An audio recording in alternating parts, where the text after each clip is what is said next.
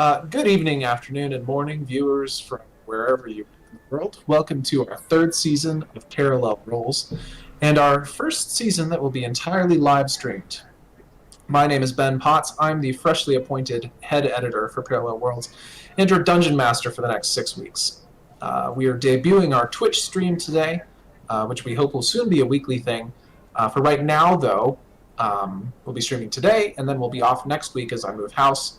Might be off a week after that as well. We'll have to see. Keep an eye on our social media. It is such a wild world out there, full of noise and conflict, and we're so glad that you've taken a couple of hours out of your day to escape with us to the world of Yvar. This is our first real streaming session, so go ahead and let us know in the chat if there's an issue with our video or audio. If you haven't already, we recommend you check out our first season on your favorite podcast player. Search for the Parallel Worlds podcast. If you haven't listened to that first season, there are some massive spoilers coming up for you. While you're at it, check out our magazine. Our 24th issue featuring an interview with the creator of the smash hit game Wildermyth, I think that's right, is available right now on drivethrurpg. Search for Parallel Publishing. Later this month, we'll be publishing issue number 25, in which we will announce some exciting changes. I think that's all of our logistics for now, so let's go ahead and introduce our players.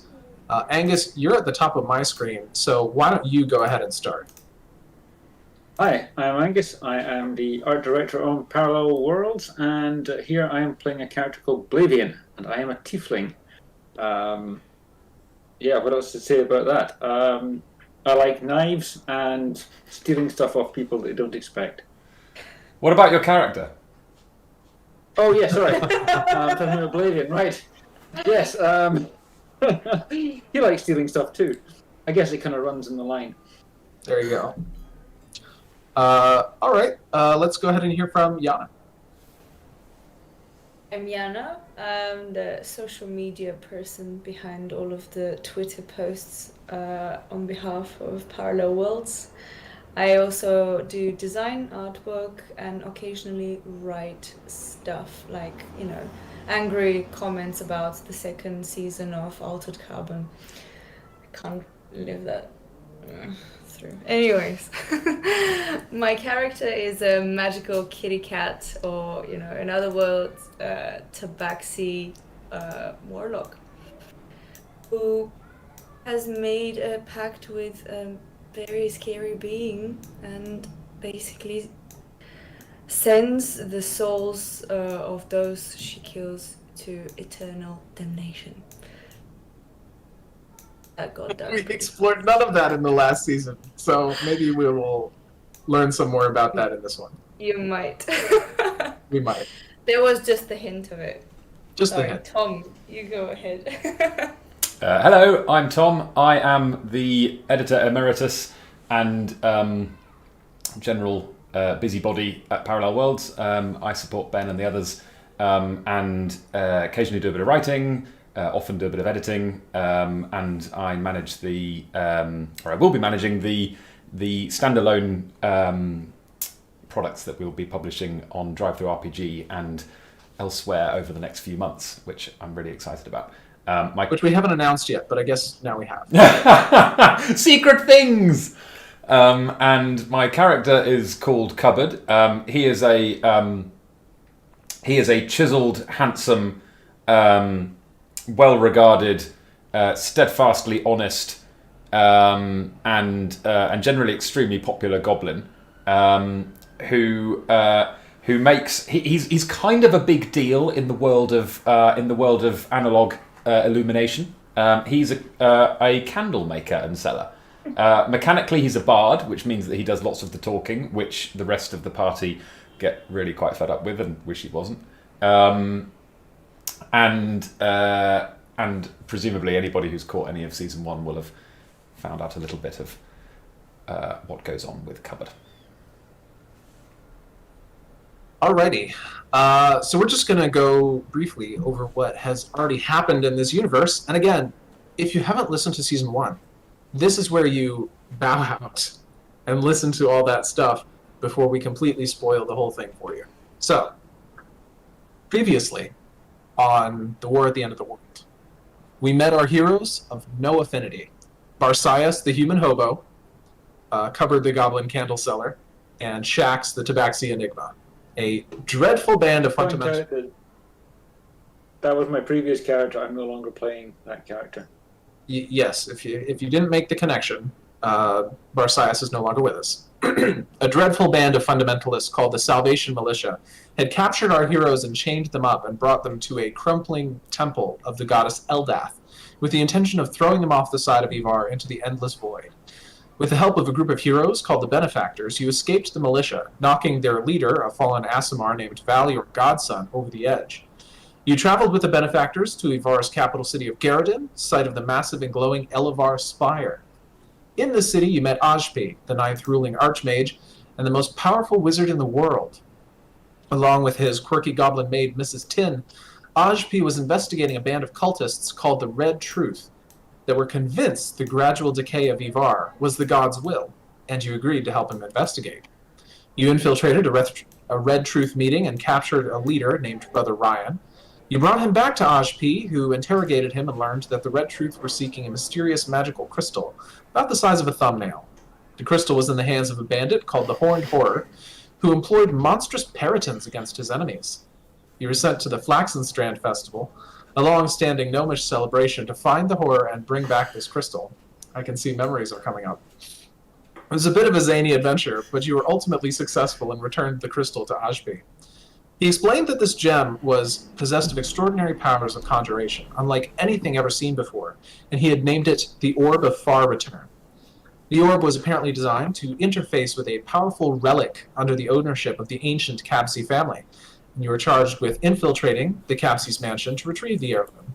Through a daring and intricate heist, you infiltrated the manor, potentially destroying it along the way. With Mrs. Tin at your side, you climbed the West Tower, but at the top were confronted by a mysterious robed figure, wearing a mask that we in the real world would recognize as a thespian mask.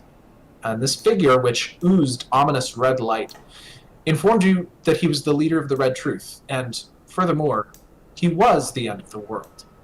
As Barsias stepped forward to confront this figure, Mrs. Tin managed to find the Cabsi heirloom and threw it to Cupboard.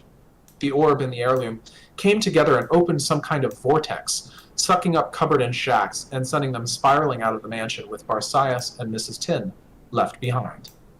Our remaining heroes were sucked into the glowing Elevar Spire at the center of Garradin and drawn down through the center of the world to a mysterious realm below. In this place, made of floating land masses connected by rainbow bridges, you met someone you thought dead, or maybe you didn't, Valior Godson of the Salvation Militia. Valior explained that his mission, though perverted, had originally been a sacred one. Furthermore, he was charged with bringing you to safety from the forces of ruin and introducing you to his mother. You traversed the ominous Remnant, along the way discovering a tiefling man who had descended from above named Blavian, who couldn't remember a thing about where he came from. Together with your new companion, you reached the settlement called Broken Wish, where you came face to face with two other individuals that had apparently fallen off the world's edge and come to reside here. You also met the goddess Arch, who told you of herself and her brother, Ruin. She and Ruin created the world of Ivar together, and it became their prison after the other gods cast Ruin out for corrupting the essences of worlds. The Elevar Spire, through which you had traveled and was currently depowered, was an anchor designed to isolate this prison from other worlds and keep Ruin from escaping. Arch explained that the Remnant was a last gasp at saving Ivar from Ruin's power. She caught creatures and fragments of the world as they fell and bound them together with her power, hovering suspended over Ruin's void. She explained that the two relics that you had found were a tool she had entrusted to her favored friends to travel to and from the Remnant safely. And as the only individuals down here that hadn't fallen off the edge of the world like everyone else, you were the only ones who could use the relics to return to Ivar above.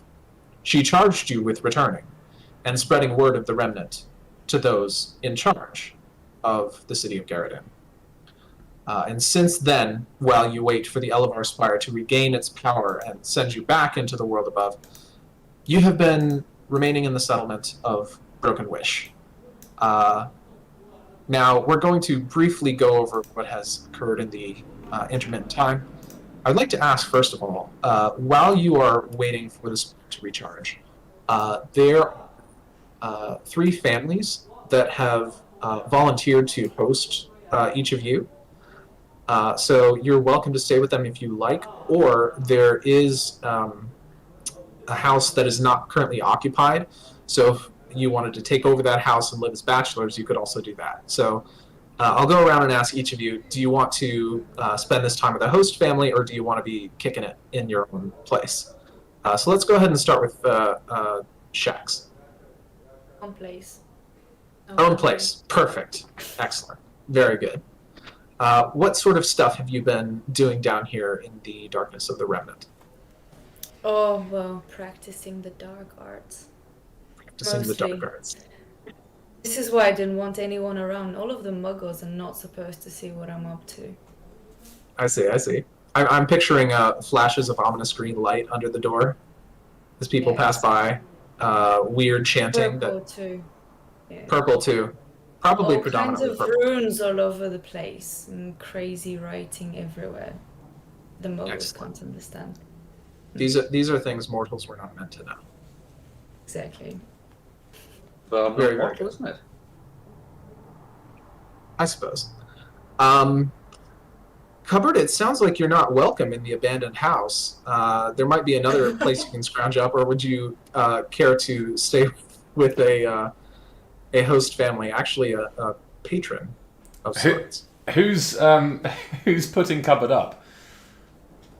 They're an elderly, I shouldn't say elderly, an elven couple of undetermined age who are interested in engaging your services kind of as your patrons, actually.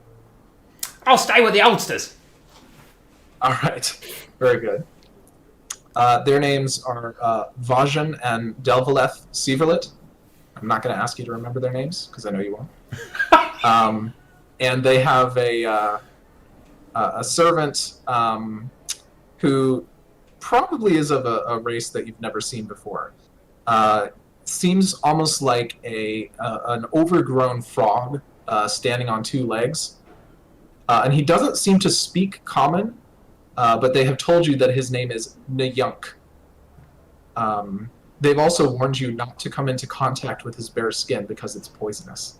And he wears these gloves as he goes around shining shoes and polishing dishes and things like that. Right, so the rest of you get to live in your own digs and have the freedom to kick around your own house. And I've got to stay with a couple of oldsters and their pet giant frogman who I can't touch because he's dangerous. This doesn't seem very fair. Well, they are paying you. Because they, as they put paying it, you to live with them. yeah. And they're frog. As they put it,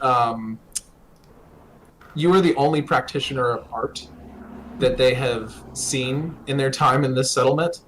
The art that you produce either through the delicate craftsmanship of your glorious candles, or the regaling of colorful tales, or dare I say it, the goblin singing of particular songs. I do sing very nice, it's true. I do. People have always said that, that cupboard, he sings real nice. Yeah. And they have they offer you a platinum piece for every performance that you do. They actually ask that you occasionally perform like these really old elven ballads, which is not really your style, but they are paying you for these performances. So maybe you can sort of swallow your distaste long enough to perform an ancient elven ballad or two. All right, suppose. As long as I don't have to birth with that frog. Can I say something about this? Absolutely. Dance, monkey!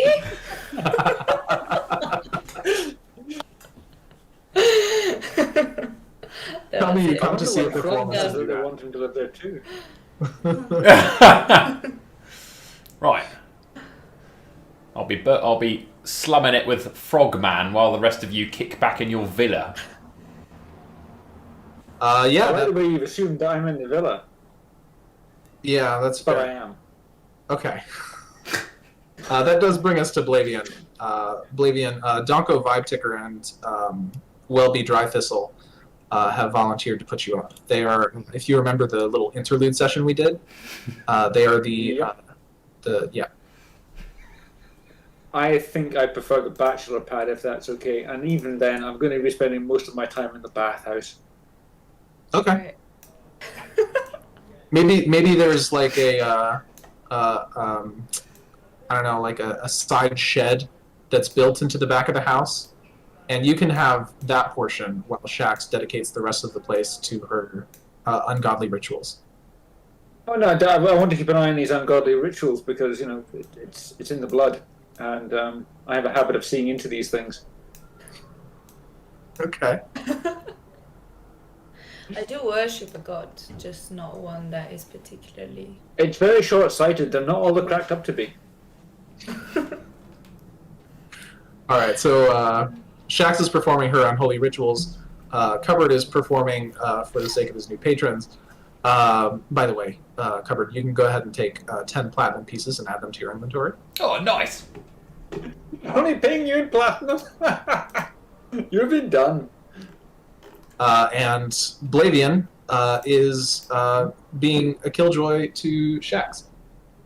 Yep, Sounds like- I would. The Remnant Yep. is... I'm like the house guest that sits with his feet up on the table and leaves toast crusts in places that shouldn't be toast crusts. Possibly gets jam in the butter, that kind of stuff. I see. I that's see the awful. characteristics of this character. It's great. Just has problems with germs and all kinds of stuff. That's why he's in the bathhouse. Well done. I get it. It's all going together now. Games Master, did you say 10 platinum pieces? I said 10 platinum pieces, which Oh. comes out to 100 gold. Oh, I'm rich. Yeah, also your clothes are constantly cleaned, your shoes are shined by Neok as part of your arrangement. You look as spiffy as you have ever been. That frog's all right, actually. He smells a bit funny, and he's a bit. He's not very talkative, and I'm not supposed to touch his skin, which is fine because he's a giant frog. But he does a very very good job on my shoes. Heard he was a bit of a poisonous character. So money still matters in the underworld? No, it absolutely doesn't, but this family still has it. I got lots of it though.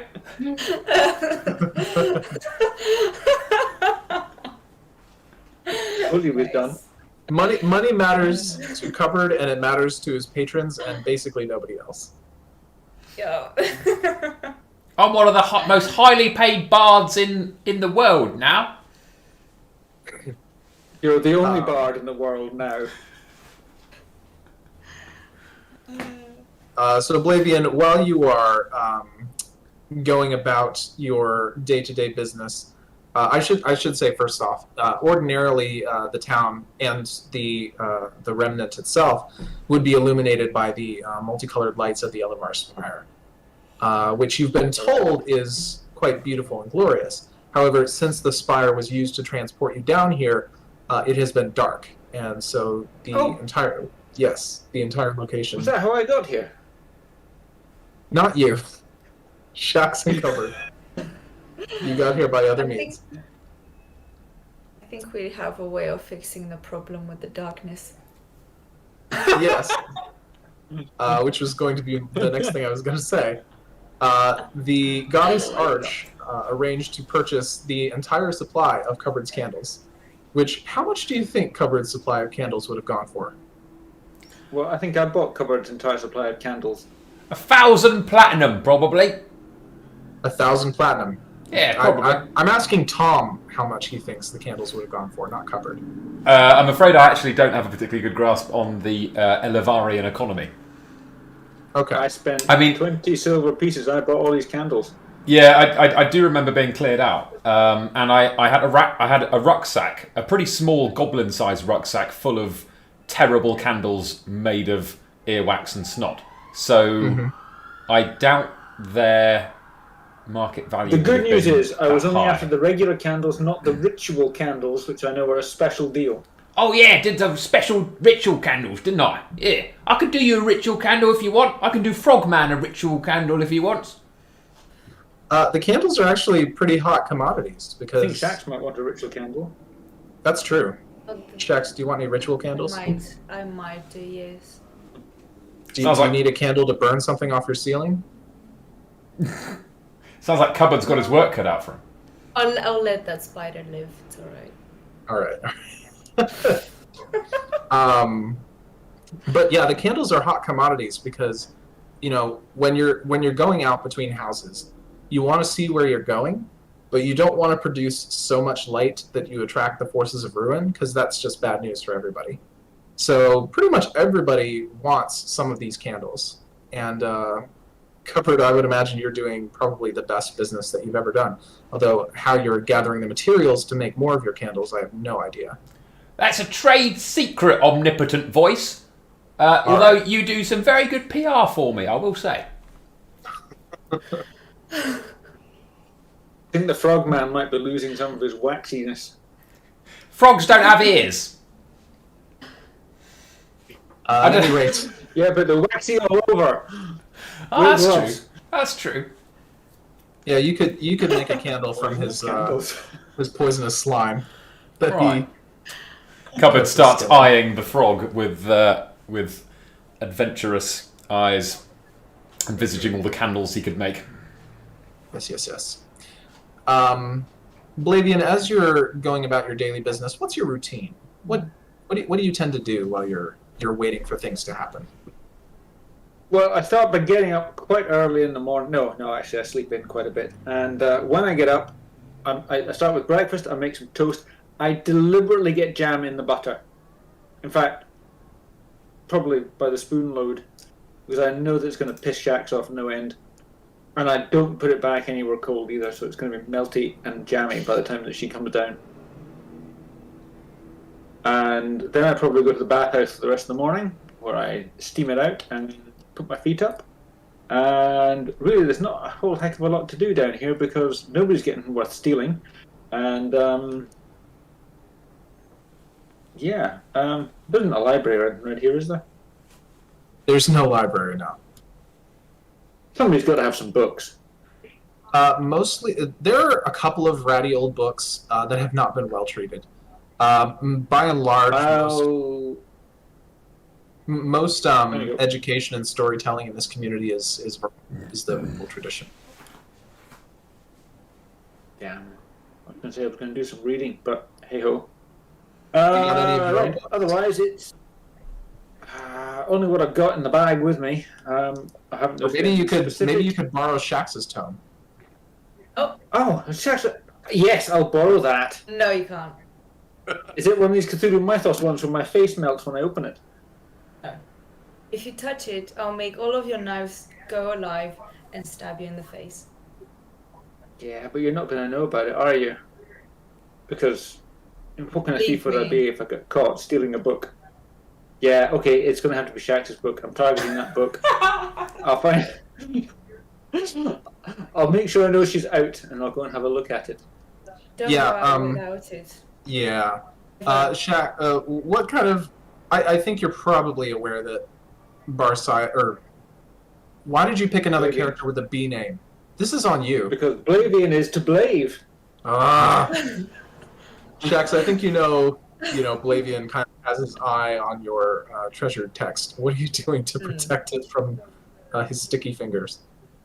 Well, before she protects it, the idea is to do an Indiana Jones thing where I have a book of similar size and weight that I've carefully constructed to look pretty much like that one looks, and then I'm going to do a switcheroo.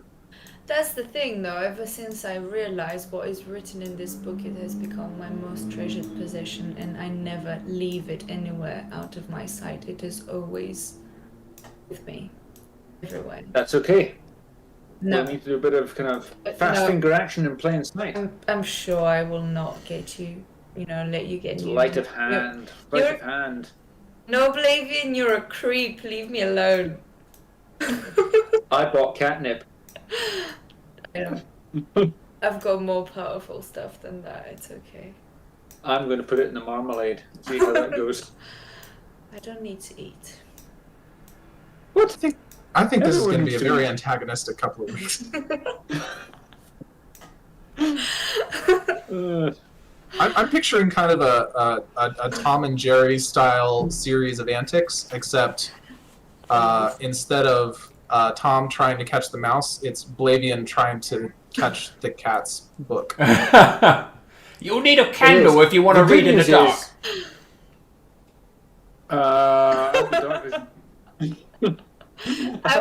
That book glows.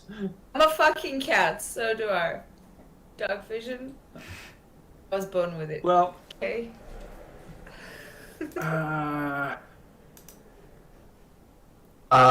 I think. Well, yeah.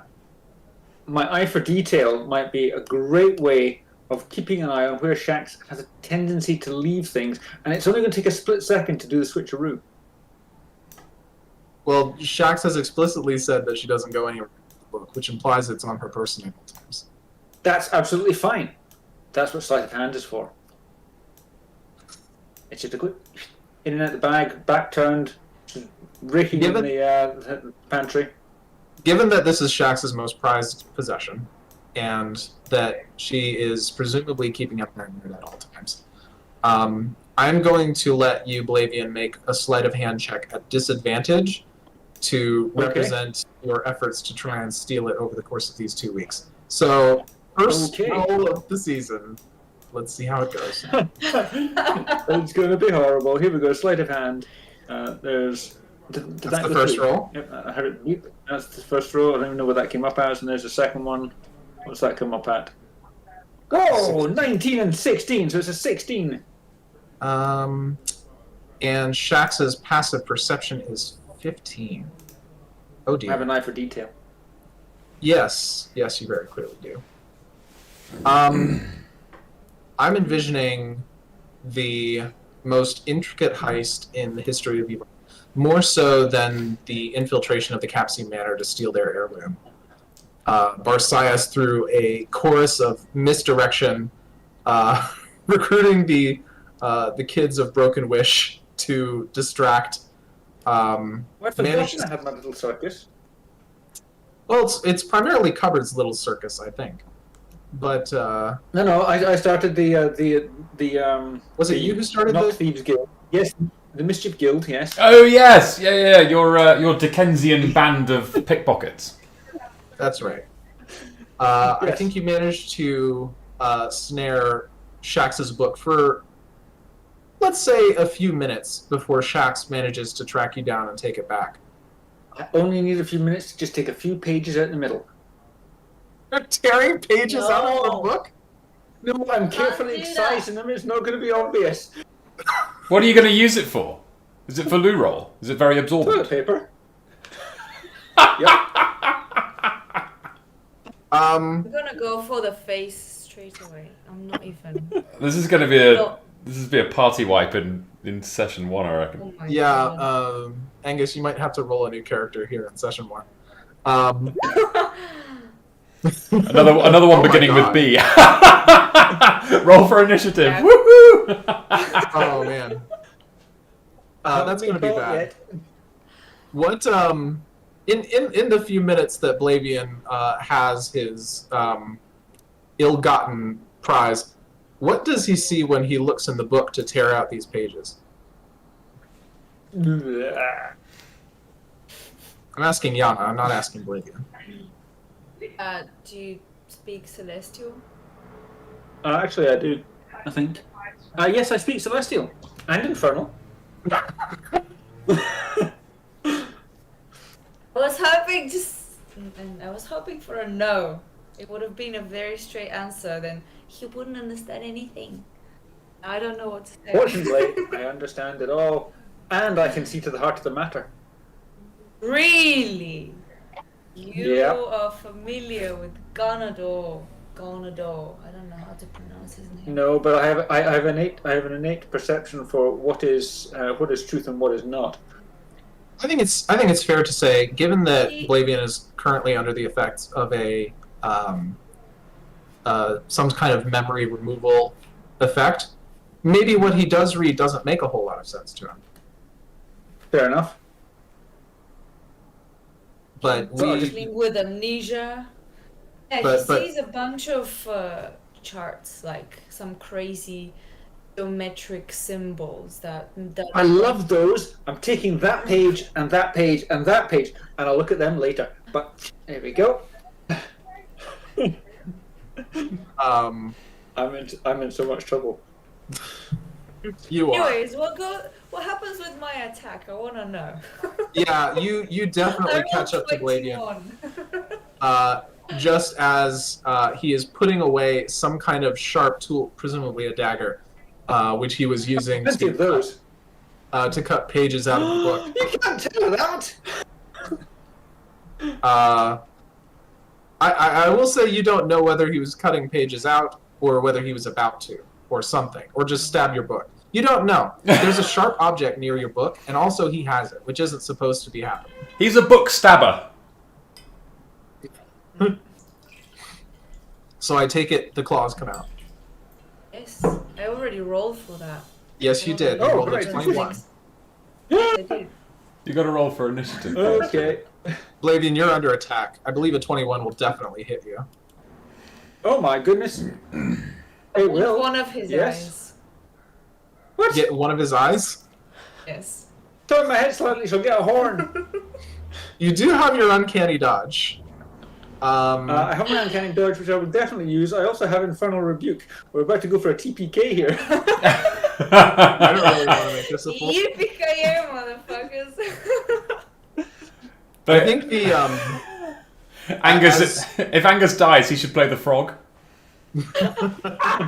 Actually, I'm considering it.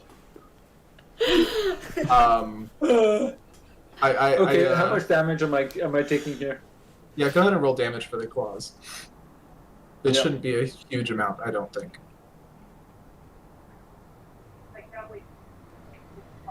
If memory serves.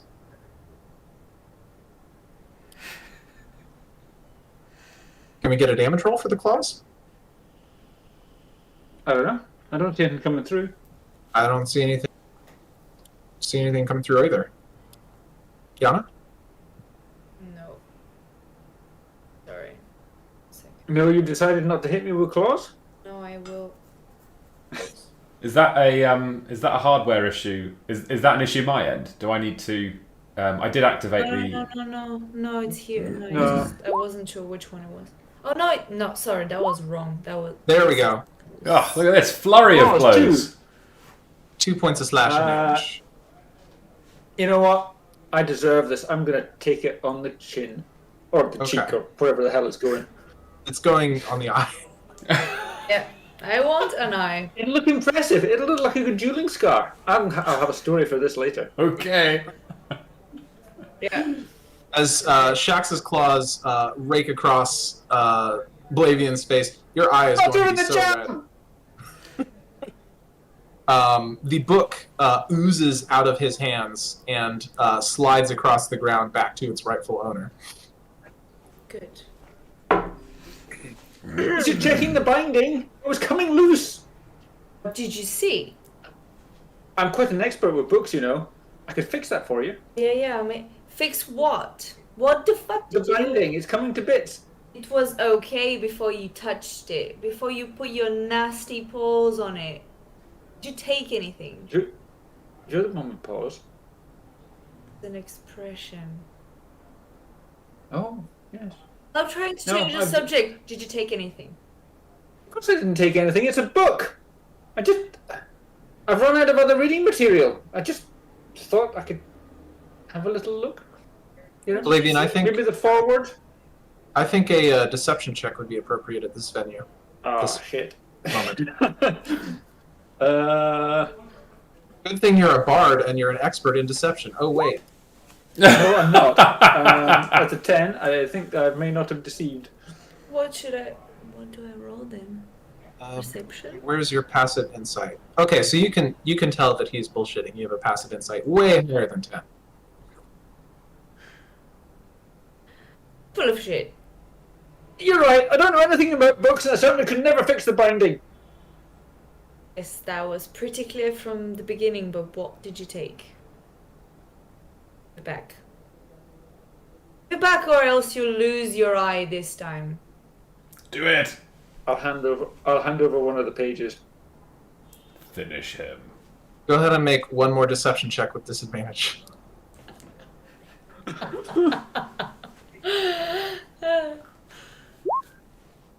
Oh. 16 and a 4. Oh, well, yeah, okay, so... Yeah. Okay, I'm handing the other pages back as well, it seems. I told you the binding was loose. I was just trying to fix it for you. Right. Don't ever come near me or my things ever again. Or else. Does that include the jam? None of my things. Have them. I'm not quite sure who the jam actually belongs to. I'm sure it was here before we moved in. Not the fucking jam, mate. It's all going very well. Yep. Turbo party harmony. We like this. Well, There the you go. group is called No Affinity, so. Yeah, well, you know, I've now been a dick live on the internet. There we go. Hey! That's establishing a trend. Yep. As Shax scurries back to the safety of her den of dark magic, Yes.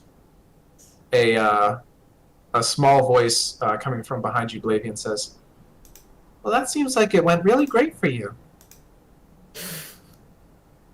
And you turn around and you see a young human girl, probably about 7 or 8 years old, with poofy brown hair, who's looking at you with, like, trying not to smile.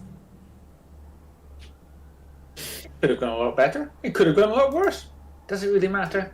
It's just a stuffy old book after all. And the story's rubbish. She got you in the face. Yeah, but you know what? When somebody asks me about it, I'm going to tell them how that was a fantastic battle and it's an amazing dueling scar. You're gonna lie? Yeah. Mommy says that we shouldn't lie. No, we shouldn't. But we all do. Even Mummy. Really? When she said she doesn't lie and you shouldn't lie, she lied. Oh, man. I didn't know that. What All can I right. help you with anyway? Well, Barsias is correcting this child. No, Barsias is the other one. This is Blavian. Perseus is dead. Blavian, this episode is getting the explicit tag. I'm just gonna swear every time I get that wrong. Okay, well, Blavian is corrupting this child. Not Covered. in that way, I might add. Not in that way. I might but- be a bastard, but I'm not a fucking bastard. No, but in, like, the sort of, like, teaching her all the bad things to do. Oh, what do you think my little guild was all about? It's not just I- circus tricks, you know. That's true. I guess she hadn't been inducted into the guild yet, so you're catching her up on all the stuff the other kids have been learning. Cupboard. You... Today's been a particularly challenging day, because you've had to give 2 whole performances, which is, like, a lot of performances.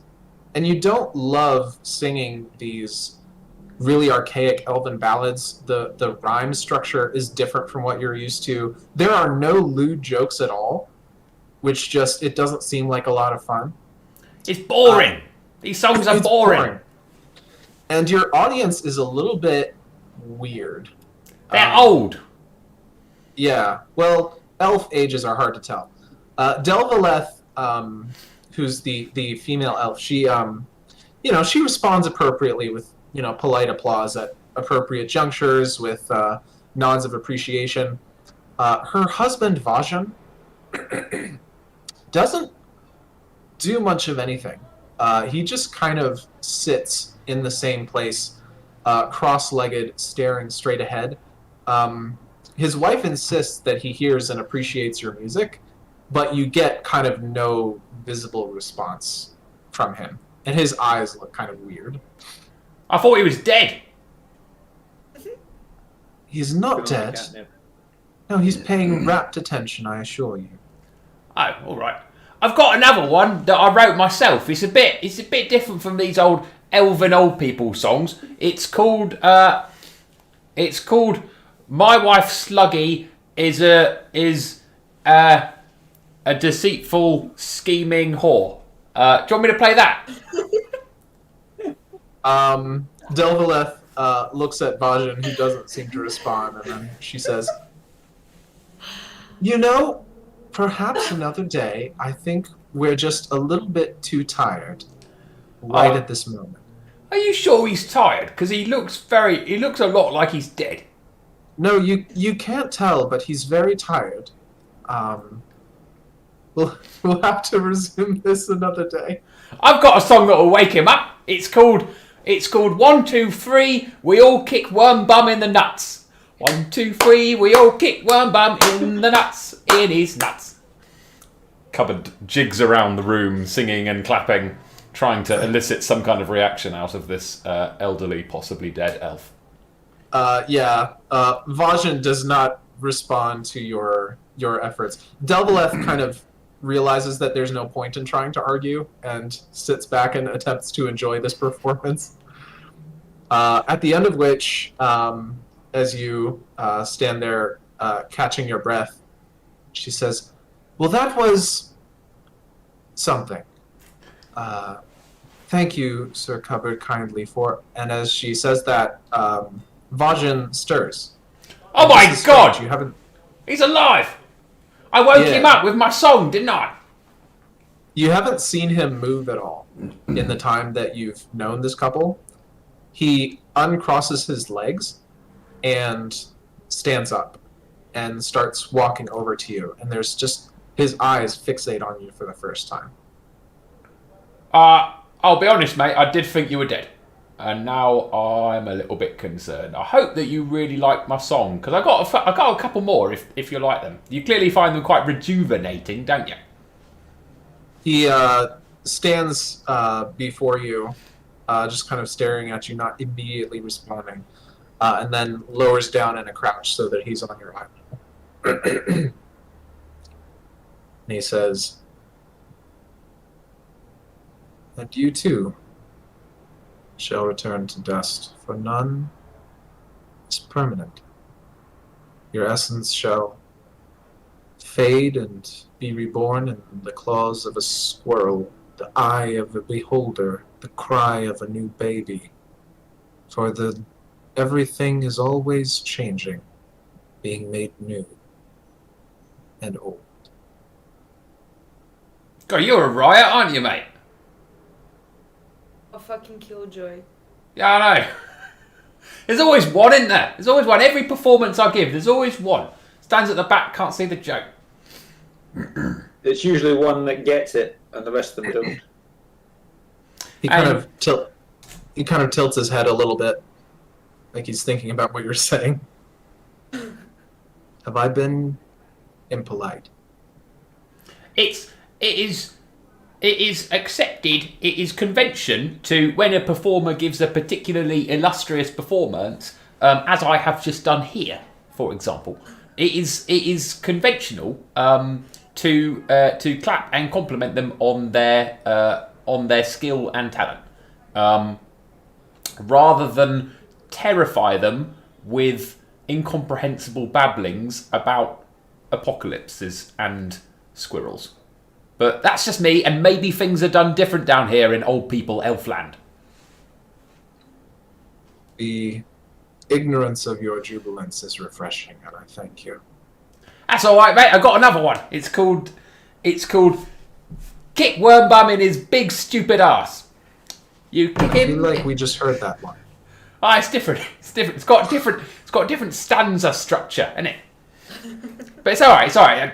I understand. It's a bit much for one day. You was nearly dead, and now you're back up again, and we're all very thrilled. I bet even the Frogman's thrilled. So it's probably enough excitement for one day. Yeah, you look over at Nayunk, and he says,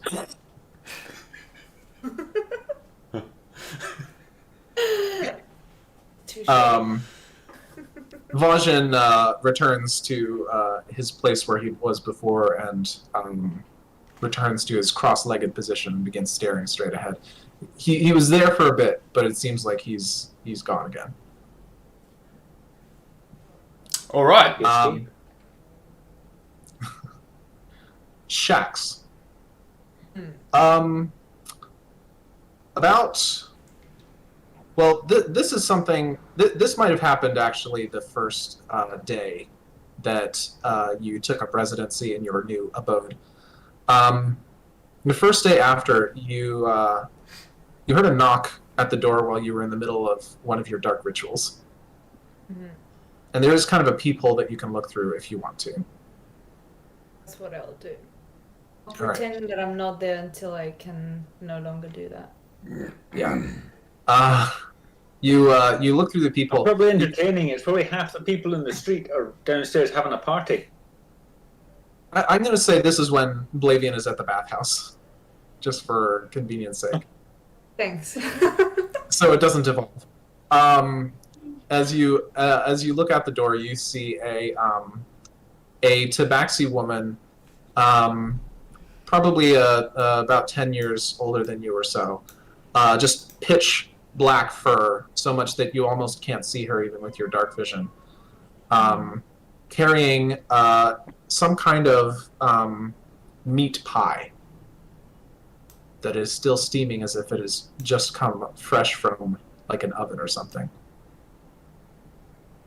Can I do a perception check? What are you looking for? Anything?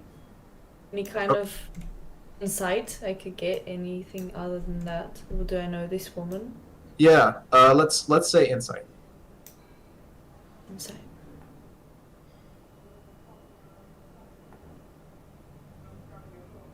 $15. Hey. Okay. You vaguely remember this woman from the settlement where you lived before stuff happened. You remember that her name. She was always a little bit older than you, so you didn't have a lot of interaction with her. But you remember that her name is Knight of Vibrance.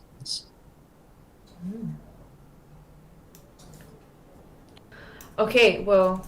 Oh, she also she appears to be like pasting like a kitty smile on her face, like trying to be like the friendly expression, like hi, hello. Cute. Okay, I'll open the door. Hi, it's Shax, right? Yeah.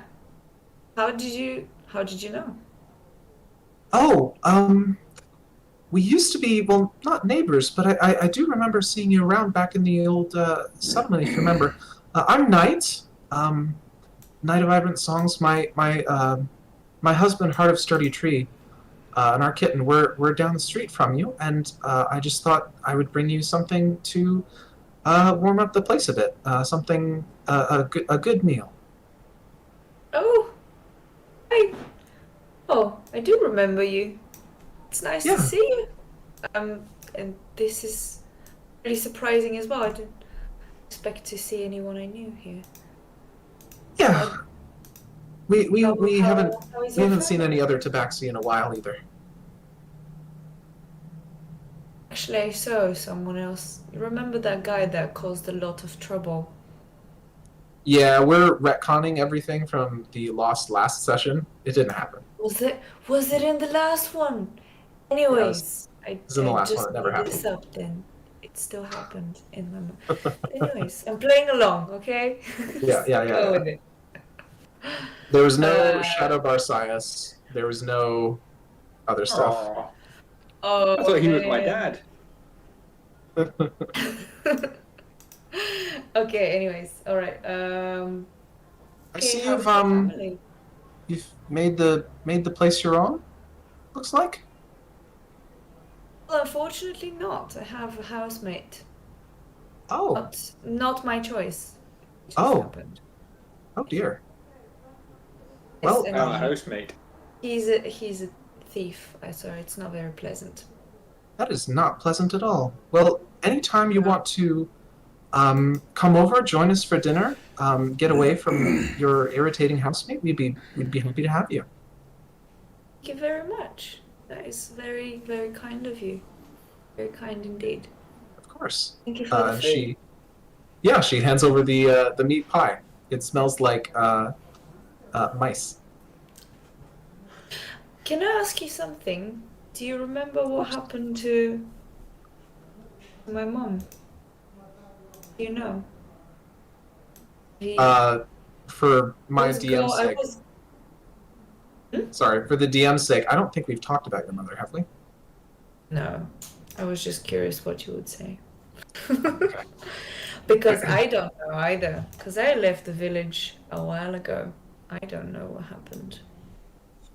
Well, there were a number of people in the village who, as the end was getting close, decided that they would move on, but there were other people who decided that they wanted to stay, regardless of what happened. We decided to move on, and last I remember of your mother, she was remaining. So maybe she's down here somewhere, or maybe she did decide to move on. I'm not sure. I'm sorry. No, thank you for telling me. I'm glad that at least the last time you saw her, she was alive. Last time I saw her, yes. Family is challenging sometimes, but it can be very meaningful. Yeah, no.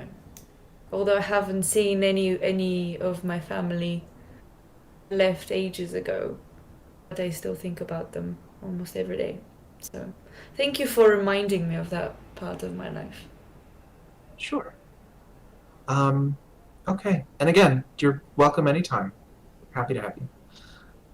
She gives you another nod, and she will go ahead and head back to her place. Okay.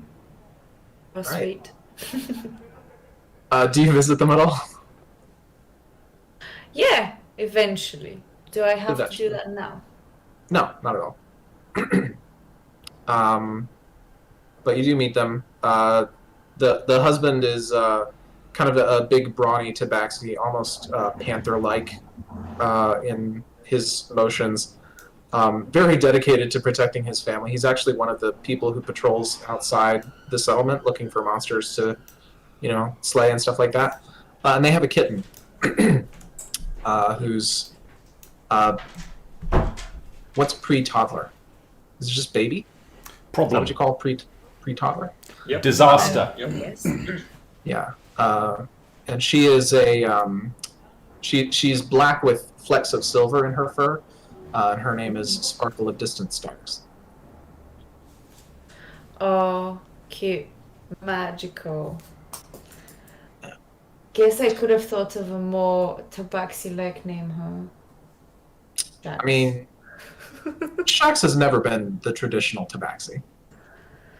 Right. It's probably short for something. About 2 weeks after you all have arrived in this location, there is a sudden and titanic change. Suddenly you feel your eyes starting to hurt, and you're not sure why at first, and then you realize that the world around you outside is getting brighter and brighter. And you can hear shouts of excitement from other places in the village, and you see people pointing as off in the distance, the Elevar spire has begun to glow again.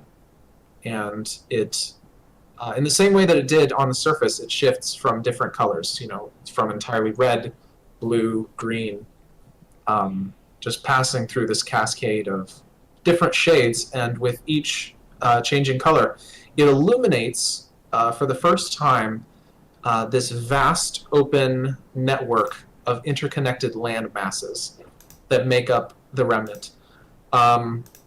You see suspended kind of spheres that are just entirely water. You see crumbling buildings or pieces of buildings that have some structural integrity, but probably not many of them have managed to make the transition down here fully intact. You see, in particular, you see a windmill that Cupboard and Blavian, I got it right, had some adventures at a week or so ago.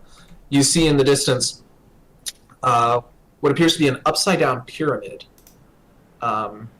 larger than most of the surrounding land masses, that is hovering over a tiny landmass. All of these masses connected by the glowing rainbow threads that you know to be emanations of the goddess Arch. I'm calling dibs on the pyramid. Are you gonna put it That's in your just an evil pocket? layer right there. Be a Maybe. big pocket.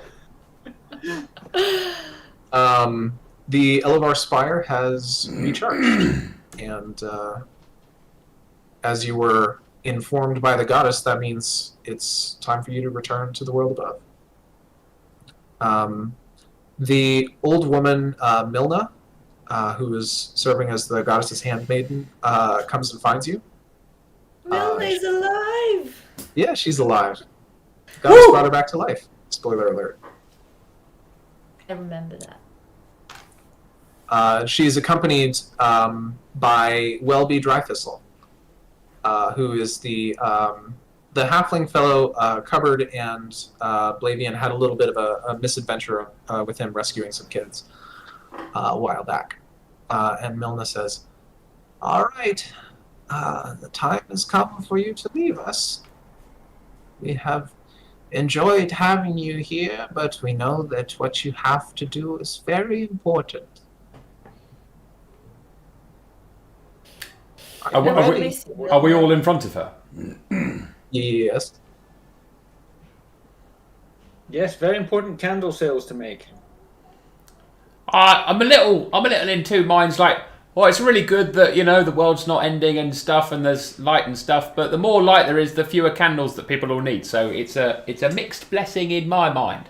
And I think that actually the powers that be could have made a bit more of an effort to protect our native candle industry. But it's just me. Welby kind of Back up chuckles. to the spire. Yeah, Welby to the spire. It's all going to go dark again. Oh yeah, good point. Welby kind of chuckles and he says, "It seems if the market's dried up down here, maybe it's time to seek out other purchasers for your wares." Wow! Oh my God! I was briefly transported to the wilds of the Scottish Highlands. There, Whew, bloody hell! Angus, I bet you thought he was there in the room with you. I've just. Nice. My Scottish accent is not that great, but it is one of my favorite accents, so I try to do it some form of justice. It's better than mine. I admire your tenacity.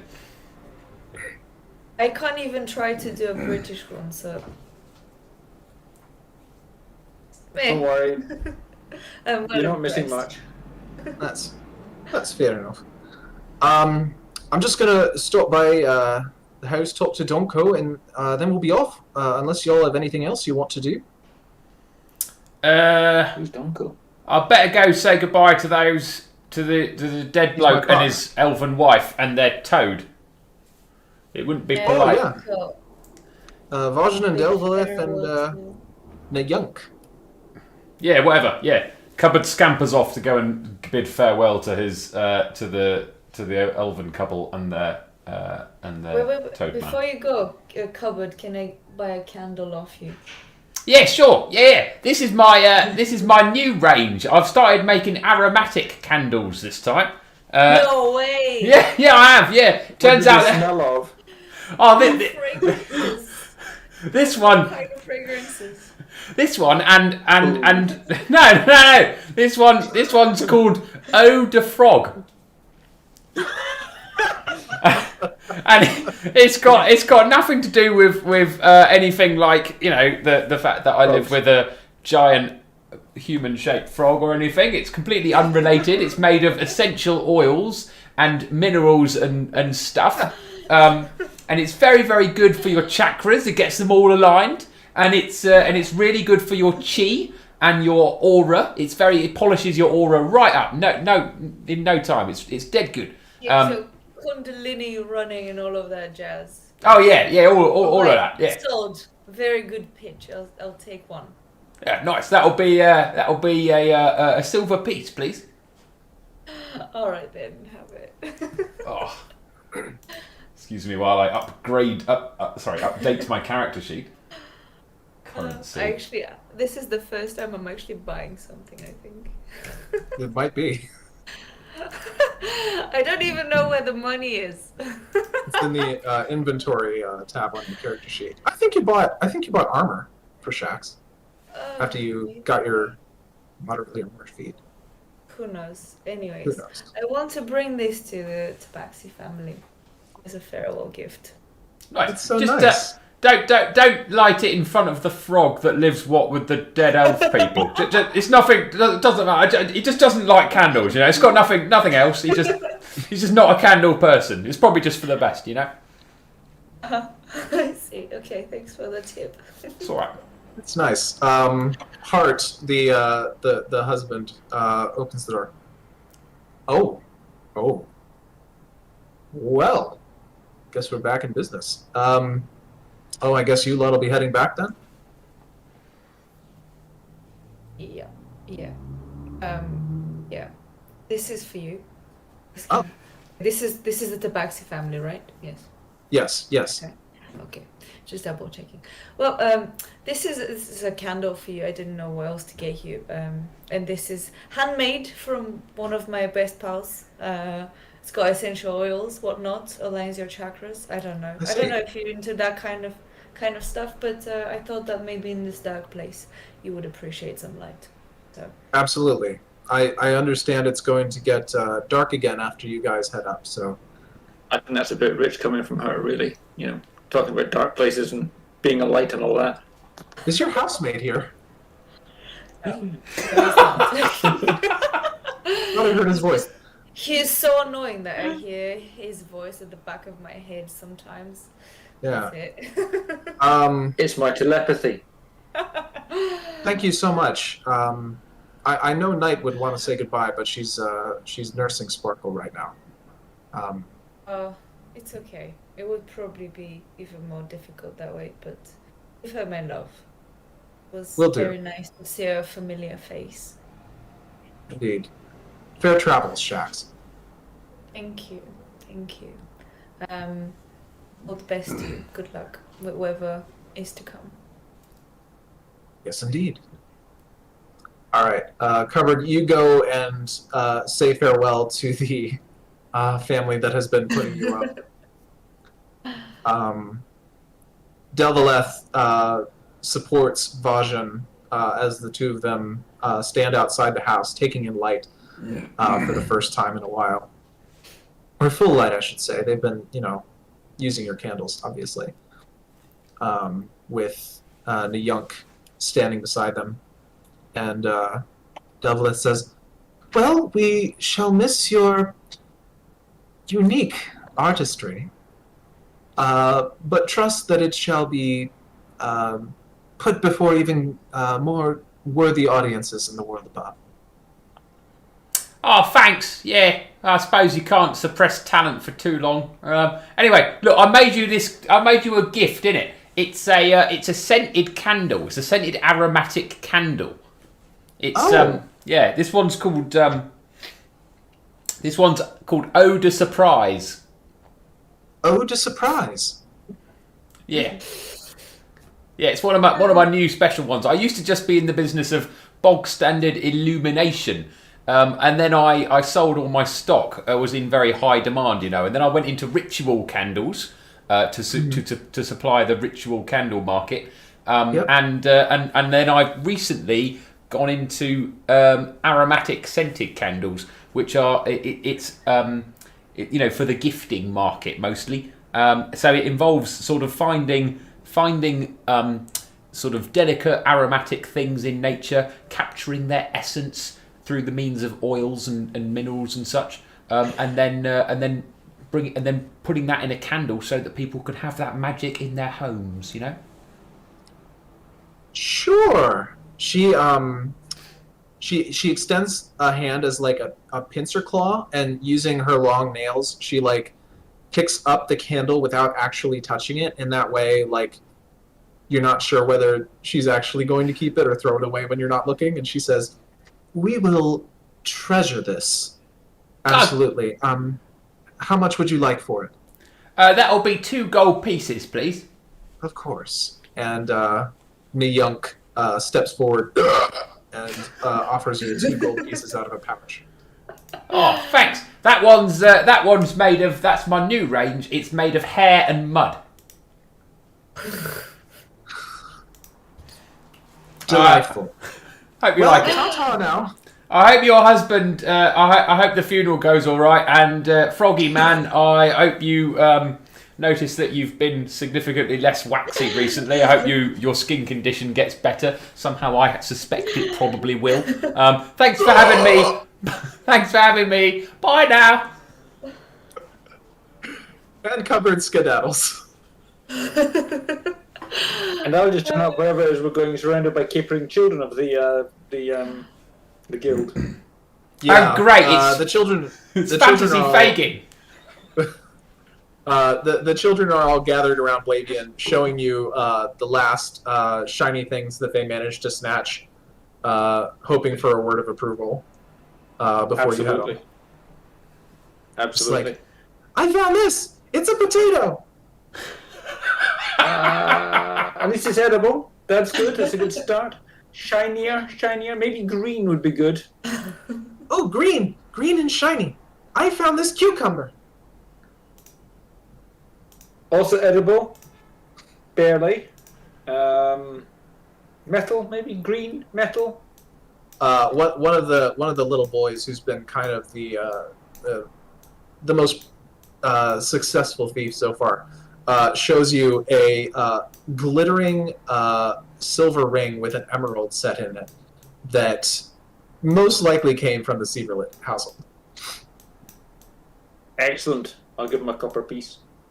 All right, he will take it because he has no idea of the value of money. That's okay, because copper is more valuable than anything else. That is a rich reward. I don't doubt that they believe that. I believe that. That's all that matters. As you are clustered around by these kids, you see Welby at the door of his and Donko's places. Talking to Donko, they seem to be having some kind of argument. In a way that's like they're not raised voices or anything, but the kind of gestures are kind of effusive enough that you get the impression that they're disagreeing over something. Until finally Donko just kind of throws up his hands and they go inside. Welby comes out a couple of minutes later with, in place of his usual one hand axe, has 2 hand axes over his back and a dagger sheathed at his side. Says, all right, let's get to it, shall we? Are you coming too? Well, yeah, I'll be seeing you to the spire. Making sure you don't get toasted along the way. All right. Unless you don't want my company. No, we'd love your company. We'd love your accent. We'd love to hear it for the whole season. It's better than all these bloody children. Sorry? It's better than all these bloody children. Yeah, indeed. You mean the indeed. group of foragers? Very successful at finding, vegetables all around. They just keep bringing us vegetables. Everyone knows vegetables give you spots. I have noticed that when they hang around the house, things seem to go missing now, which I wouldn't like to make any assumptions, but it seemed to start just after you showed up. That's atrocious behaviour, Cupboard. It's because of old stabby Fagin here, that's why. Encouraging children to move stuff around. I'm encouraging them to move themselves around. Bugger off, children. I hate children. They've got no money. The parents should just be glad they're tidying up after them. Are you just mad that they're taller than you, Cupboard? No, it's got nothing to do with that. It's completely unrelated. It's nothing to do with that at all. Cupboard, are you fully grown? What are you talking about, you lanky giant? Just because your legs are obscenely long and weird and lanky. I am perfectly proportioned. There's no need to be any taller than this. This is the objectively perfect height.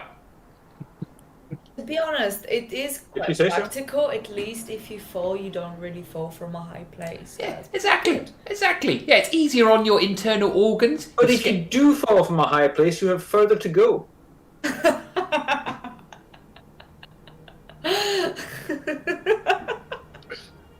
I can't beat that logic. Milna has been waiting for the three of you, and she walks up to you and she says, "Yeah, I thought I saw some. Oh God! It's a massive mosquito, guys. There's 2 of them. Oh, It's an attack. 3. Ignore. It's okay. Okay. Yana is under attack in real life." Did you see the fucking shadow of this mosquito? It was No, massive. we saw it. We It's can see it. crazy. Oh, never mind. It's probably a crane fly. Let's pretend this didn't happen. So let's go back into the world of pretend. Milna has been waiting for you all. She goes by each of you and puts her wrinkled hands on your shoulders, and she says, "May the light of the goddess go with you."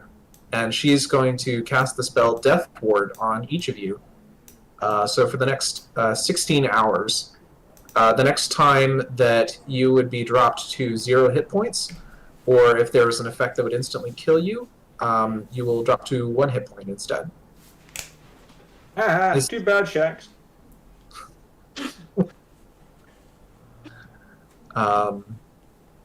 And she gives you a smile and says, "Travel safely, but in haste.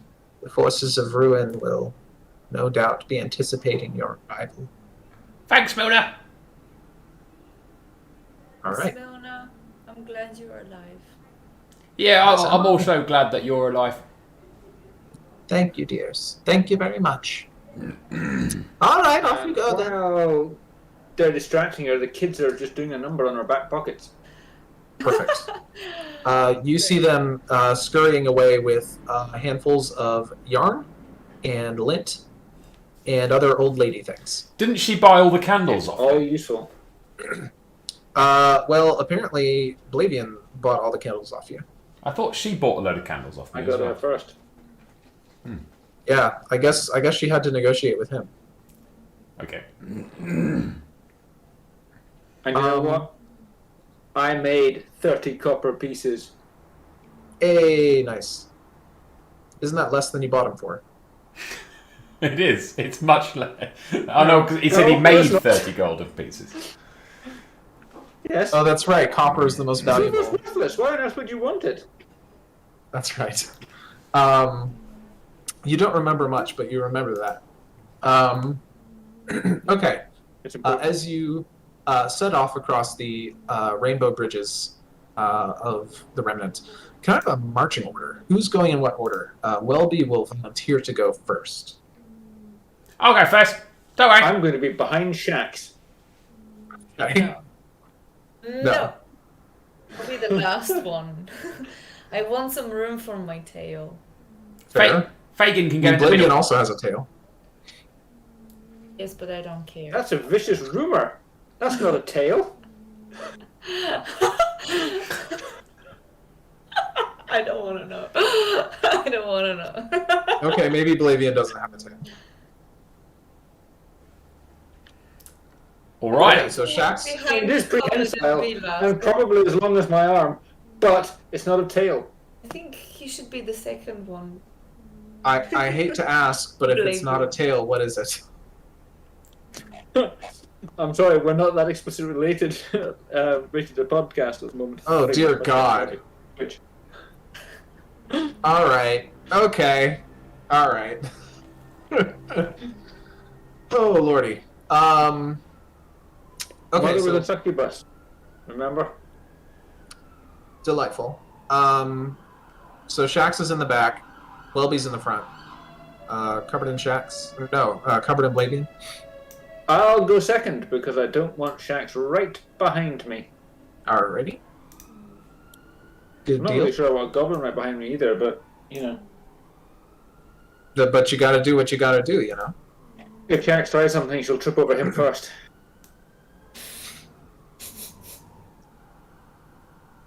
You all begin passing across these rainbow bridges and land masses. A little bit of a weird trek, but one you've done a couple of times over the past 2 weeks, particularly when you arrived here. You're not retracing your steps exactly. It seems that Valior didn't know the fastest way to the settlement. He was, you know, he's not particularly clever in the way that he navigated you, but Welby is an expert traverser and is taking you along the quickest and least dangerous path to reach the spire. Is it just us that are going back, or can we take someone else along with us? As far as you know, you three are the only ones who can use the heirloom because everyone else fell off the edge of the world, and as they did, their essences were kind of drawn down to the remnant. I'm but not entirely because clear how I fell off the edge of the world, or not. But you are not clear, but Arch has told you that you are able to go back up because of however you arrived. Though she didn't say more. She did say that the magic item that she gave you will allow you to reclaim your memories as you ascend back to Ivar. And then you gave it away. Oh. Not the map, then. Not the map, the short sword. I've managed so far without these ridiculous memories. I can manage a bit longer. Clearly, it Yes. wasn't that important if I lost them in the first place anyway. That's some solid reasoning. Yep. Besides, everyone knows that the most interesting characters are the ones who have no idea what's going on. So just point me in the right direction, that's fine. Yeah, exactly. Consider me a convert. I'm going. There you go. What are we doing again? I gotta say though, Blavian is probably just as frustrating as Barsius. But in an entirely different way. In a totally different way. Very good though. Entertaining. As you, weren't here for the day I rode a bull. I rode a bull. that is true. He I did remember ride a riding bull. a bull. Yes, you did. And I did ride a bull. A minotaur to be exact, but that's another story. Yeah, sorry, getting sidetracked. As you pass across these land masses and rainbow bridges, you see a unique creature ahead of you, one which perhaps you did not expect to see. Striding across these bridges and heading in your direction is a horse with a pure white coat and a long horn emanating from the front of its head. A unicorn is pacing across these bridges in your direction, yes. Can I just clarify? It's a horse wearing a coat. No, it is a horse with a coat of horse fur, as horses have. Right. Okay.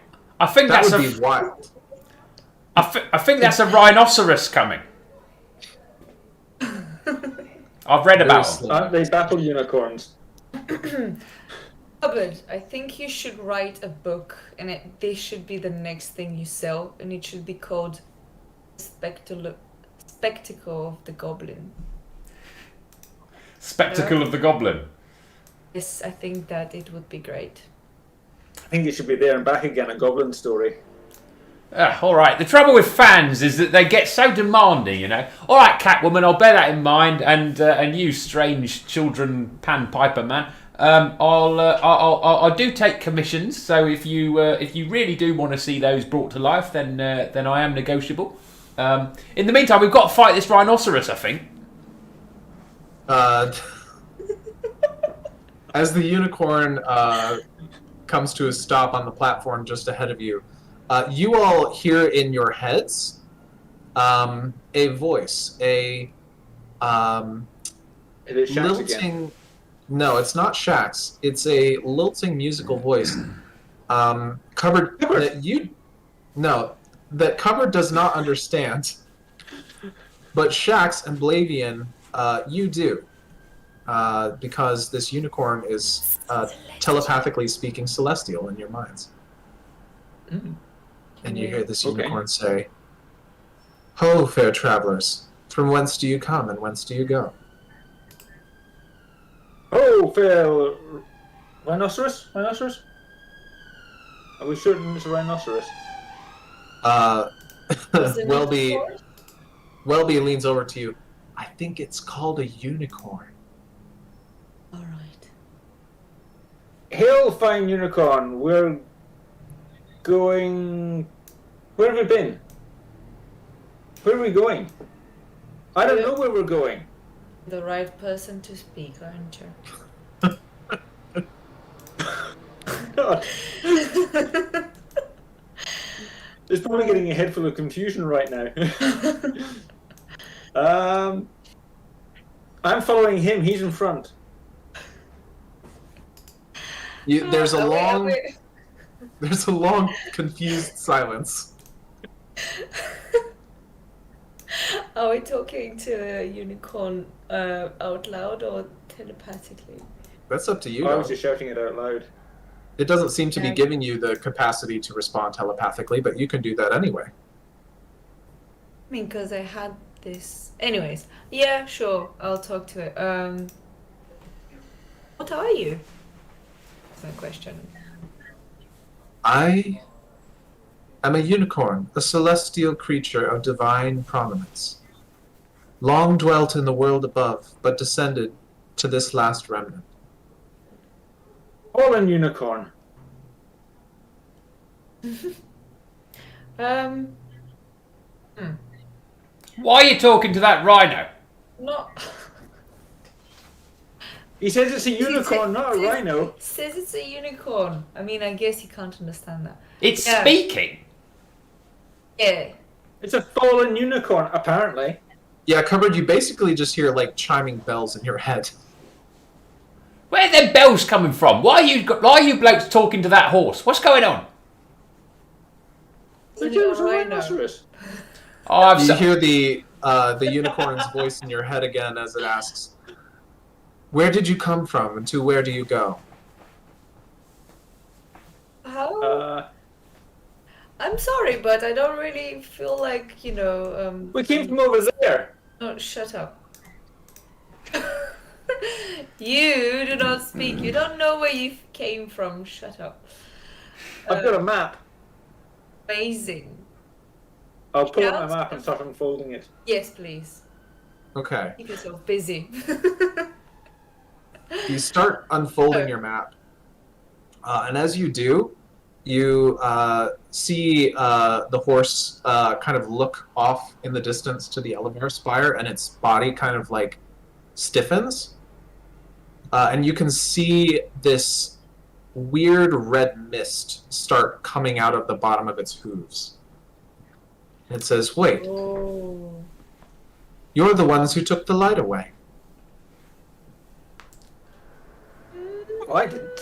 the bells have just got a bit louder and more bangy and clangy. Should we be Are you concerned? going to take the lights away again?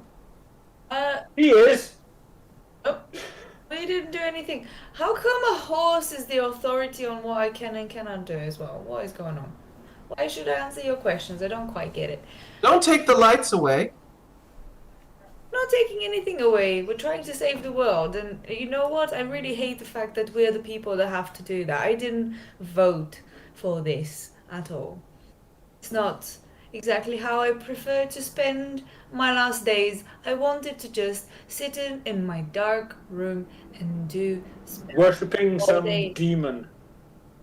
Yes, to the enlightened to do some demon. Whatever.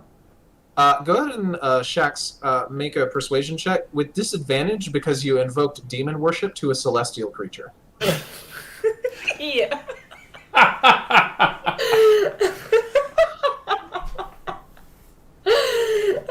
Oh my gosh. Sorry, we'll check. Persuasion. Persuasion. I should say Blavian brought up the demon worship. Yep. Oh, that's good. Blavian's an asshole. We got to roll twice. 2. Oh, twice. There's two. There's a 15 and a 22. So you No, get the 15 is from earlier. Is it? All right. Sorry. 22 Oh, well. and 21. Ah. The horse kind of stamps its hooves in agitation as There you are was a speaking. unicorn. The unicorn stamps its hooves in agitation as you've been speaking. But as you finish your explanation, it kind of shakes its golden mane, and the red mist retreats back into its form. It says, I am not right. This place, it corrupts me. Yeah, it happens to the best of us. It's alright. Can we... Look at him. I'm pointing at the goblin. Why are you pointing at me? What's the thing saying? It's saying that this place corrupts it, and I'm pointing out that you're corrupted too because you're short and stunty. You should be a lot taller than that. What are you talking about, you lunatic? You fully grown yet? You spend your entire time hanging out with people who are shorter than me. You don't have any They're gonna grow. You don't have any adult friends. But we have to be honest here. You're shorter than the children. I'm not. It's just from up there in your stupid, impractical height that I just look short. I can sort this. Take the platforms off. There is a sudden, violent horse neigh as the unicorn tosses its mane, and it lowers its head again and says, in your minds, "You must go quickly. Your presence agitates it. Please." Okay. Alright, Let's go quickly. jog on. That was the way of the DM saying, come on, I can't be bothered to deal with your bullshit. I can deal with your bullshit. I just need you to do it not next to a unicorn that's having trouble controlling its anger issues. He does have a stabby on his head, yes. Yeah. Okay, let's move swiftly on. Is that blue thing on the map? Is that like water? Yeah, that is a mass of water that is just floating. You've come across these a couple of times. It's basically just a floating sphere that you have to swim through onto the bridge on the other side. I forgot my swimming trunks. Oh no. You poor goblin. That's alright, I can like water. I can go skinny dipping. It's alright. Can you think of any means to get through the water without actually swimming through it? Well, it probably involves a rope and pulling yourself through it, but it means somebody has to go first. Who's a good swimmer? You, Blavian, and I push him into the water. Actually, I'm a great swimmer. Oh, do you Okay, know Blavian is in the how come water. you remember this, but not everything else? I have no idea. Fair enough. Blavian is in the water from Okay. halfway across the map. Sorry, somebody moved me. Oh, right. I better swim then. I've gone No use for swimming. to the water's edge, and I'm covered as dipping a foot in speculatively and testing the temperature. Okay. It is pleasantly cool. The good news is that I have a hempen rope, so I leave one end here, and I swim through with the other end, and then people can pull themselves through on the rope. And then they don't have to be able to swim, they just need to be able to pull themselves up a rope. Okay. I think the How is that for ingenuity? Nice. the issue is getting wet. I could be wrong. It's alright, Fluffball. It's pleasantly cool. Okay. I don't care. I'm not a cat. Welby will hold the rope at the other end if people want to use it to pull themselves through the water. Yeah, I'll try to do that. Because unfortunately, I can summon the dead, but I cannot levitate, so... Oh no. Perhaps That's perhaps you could persuade the unicorn to give you a lift across. No, it looked like it had anger issues. Yeah, it's getting more and more agitated. All right, I'm gonna. Probably read some pages from your book. No. I'm gonna follow Blavian into the water. Alrighty. Okay. You want me to swim across first? Do I need to make a roll or not? Or does it matter? No. It's just swimming. Oh, phew. Okay. Great, I can swim. I don't really like you'll- this. I don't really like swimming. It's very bad for you. Water, it's very bad. It washes all the useful oils off your skin. Dirt's healthy, you know. You shouldn't be in water too often. It's not very good for you. All I heard was as he drowns. Yeah. Pretty much, as he's swimming in the water, he's talking. You all pass through the water and onto the other side and continue on your way.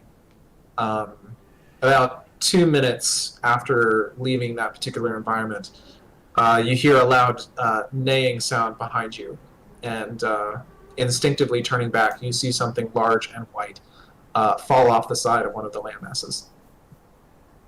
There goes that rhino. Just committed suicide. Yep. That's why it looked funny. It was crossed with a lemming.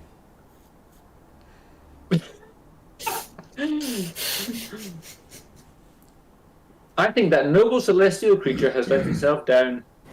Oh dear.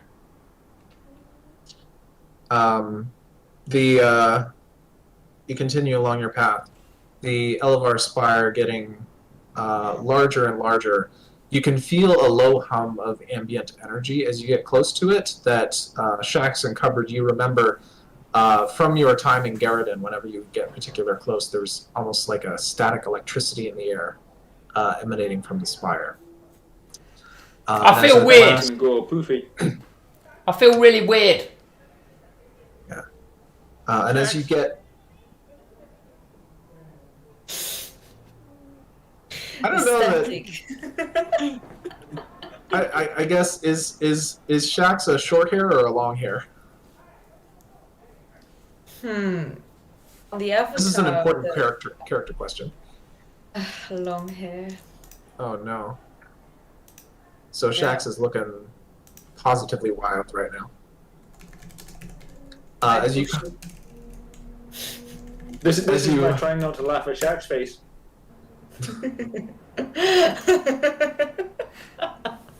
Perfect.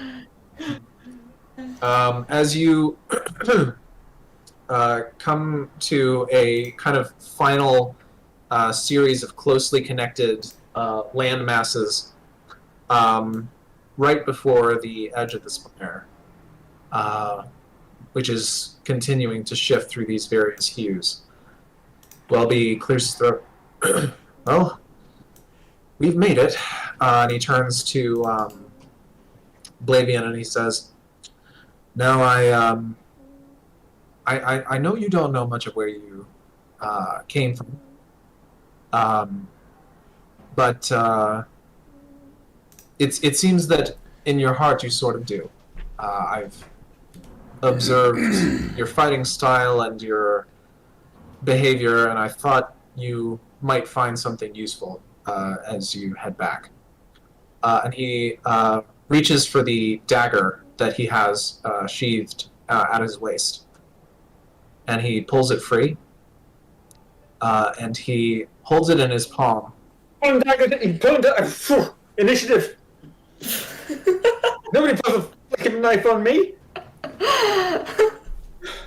Are we being serious or are we being facetious? Call your jets. Call your jets, Michael Jackson. He kind of holds a handle up like, wait a minute. And he... That's all a bit serious. And he holds the dagger up, and he flings it off the side of the platform, and then he raises his hand, and the dagger flies back into it from where he threw it. It's a boomerang dagger. And then he turns it around and extends it to you and says, "I figured this might be more your style." Oh. For me? Yes. Donko and I talked it over and decided that you might need a little bit of help getting back into this world above that you've never been to. That perhaps we could... You couldn't just let me steal it instead, could you? He kind of blinks and then sticks it back in his sheath and turns his back to you. I'll steal it. Okay, make a sleight of hand check. This is a sleight of hand. I'll slip one in, slip one out. So here we go.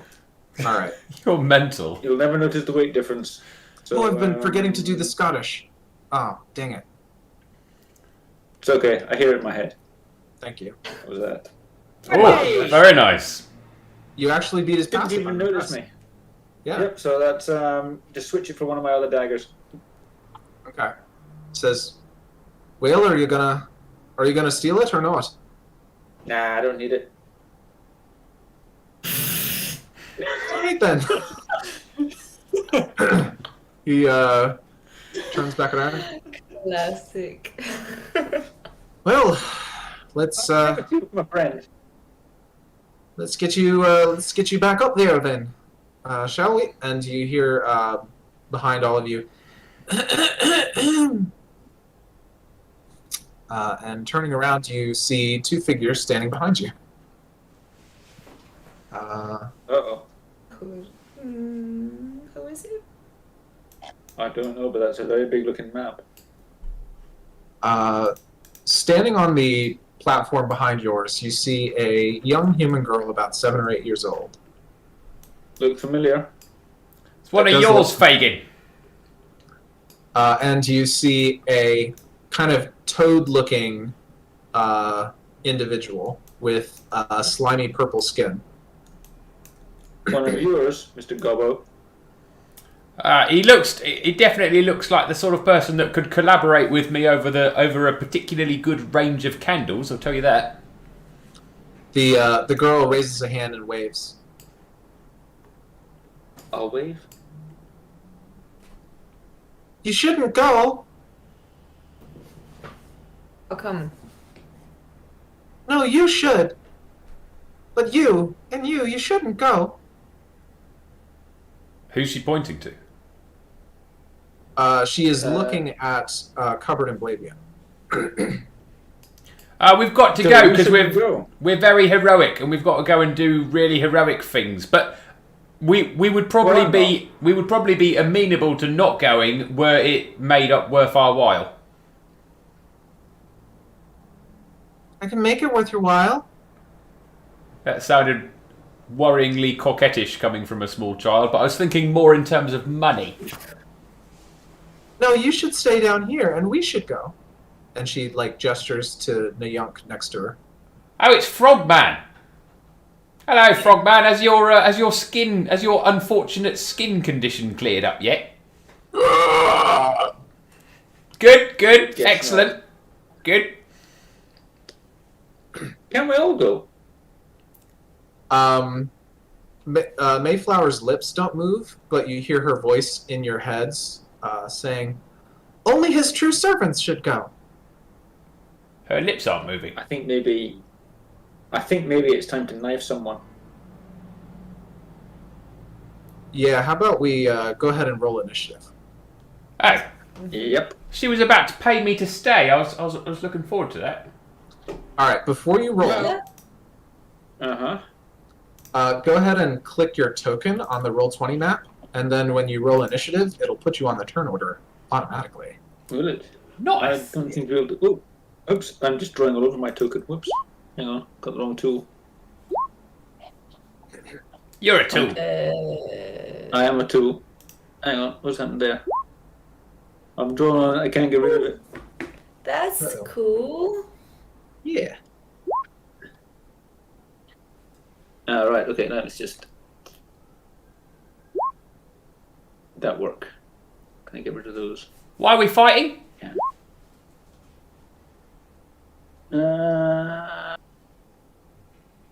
Apparently, there's a legendary DM in this game. Who's that? That's me. I can change it. Should I call me something else? No, it's fine. All right.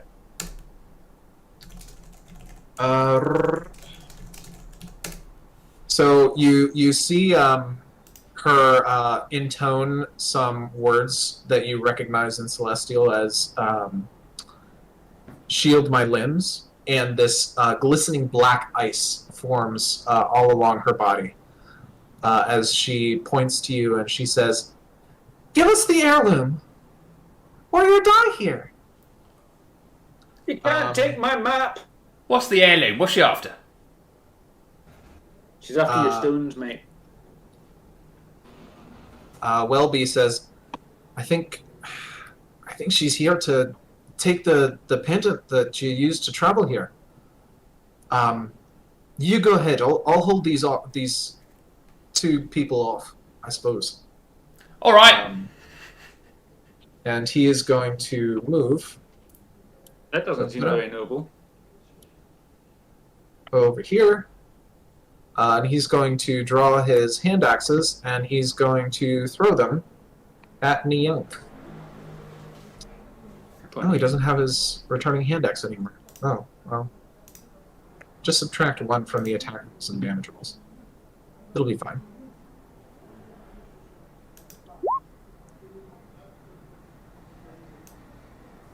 Oh, I should do music, shouldn't I? Not that any of you will hear it, because I think you turned it off. That's usually Cupboard's job. That's fair.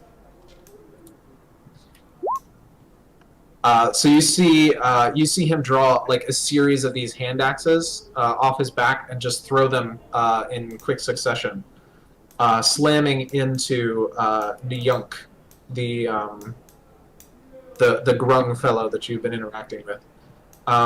There's kind of this same glistening black ice shatters off of his body, absorbing some of the damage. But he does take 20 points of damage, and suddenly he doesn't look too good. You didn't look good before, to be perfectly honest. Blavian, you're up. What would you like to do? Well, actually, I'm going to try out my nice new dagger, I think. Okay. Can I move as well? I don't know Yeah. how far I can move, but... You can move 6 squares. That's about thereabouts. I think Mayflower's my target, and since she's got black ice on her limbs, I'm afraid I'm going to go for between the eyes. Oh boy. Alright, go for it. Well, it's clearly she's a servant of the bad dude, and frankly, if she doesn't understand that her parents lie, then it's too late for her. You're a thief. Define bad dude. Are you going to use your... What is your thing to get sneak attack? Do you have a thing to... I am going to use that. Yes, I do have the nice extra ability. It's the... Hang on, I've got it here in the...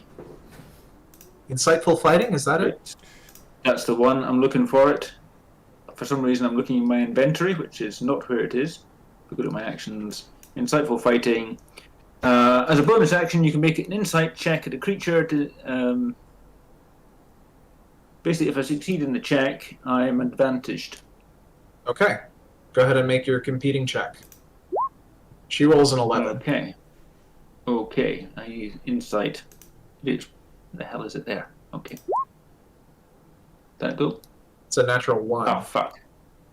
Yeah, I'm clearly not paying much attention. Clearly not. Okay, never mind.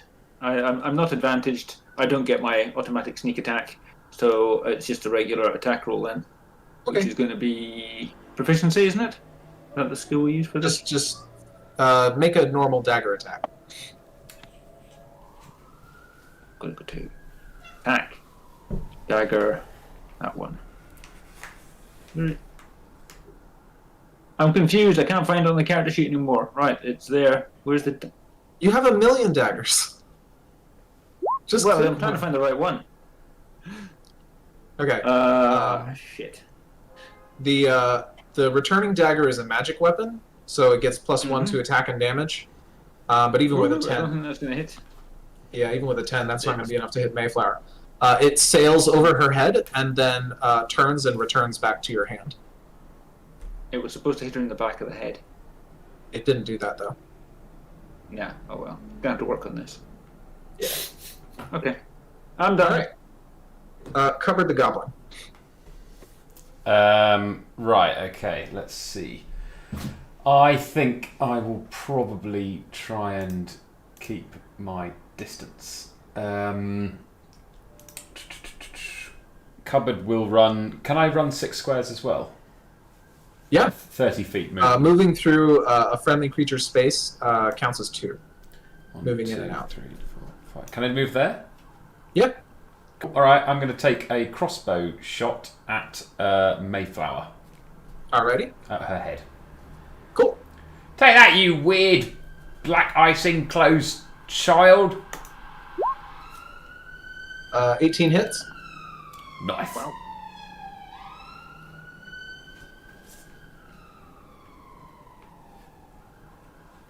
Go ahead and roll damage. Just once I'd like to have a Oh, sorry, crap at rolling dice. Where do I roll damage? Go ahead and roll a d8, and we'll add 3. Why add 3? Because that's the plus damage for your crossbow. All right, so 5 points of damage. Nice. You chip off it. It lands like in her arm, and it chips off a big old chunk of this black ice that she has encased herself with. There you go, everyone. You can just follow my lead now. I've demonstrated how to defeat her. Alrighty. Heroic. Anything with your bonus action covered? With my bonus action, I will. Let's have a look. It's okay if the answer is no.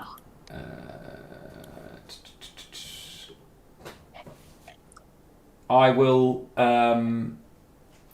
I will sing a quick, inspiring limerick as a bardic inspiration for Fagin here. For Fagin? Yeah. That's me, apparently. Okay. I'm vegan.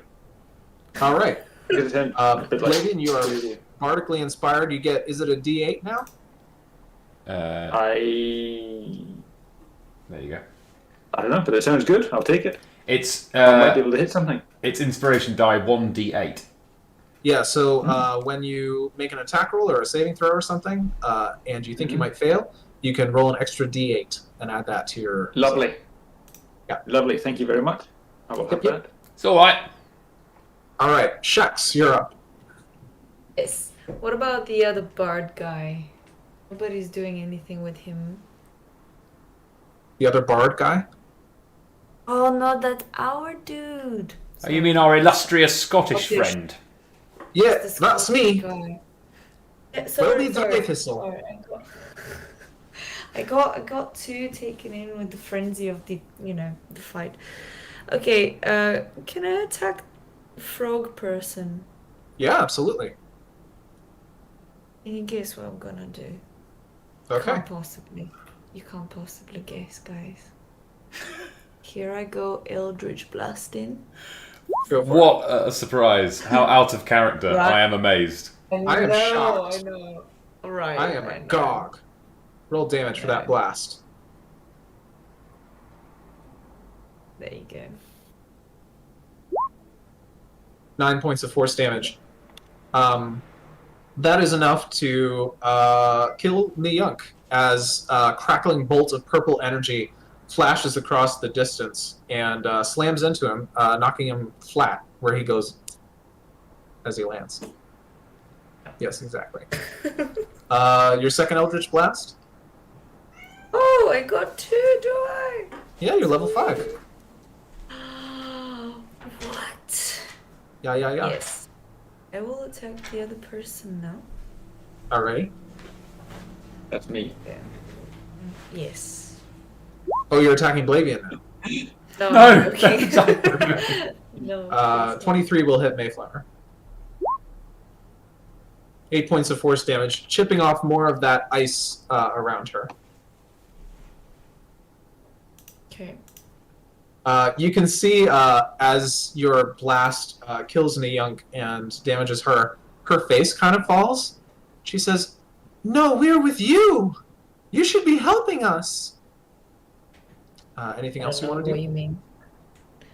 I want her. Yes. I.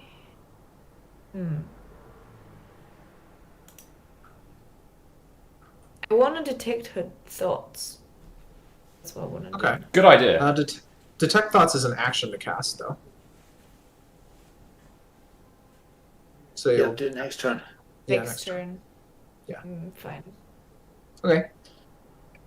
Mayflower is going to move 5, 10, 15, 20, 25, 30.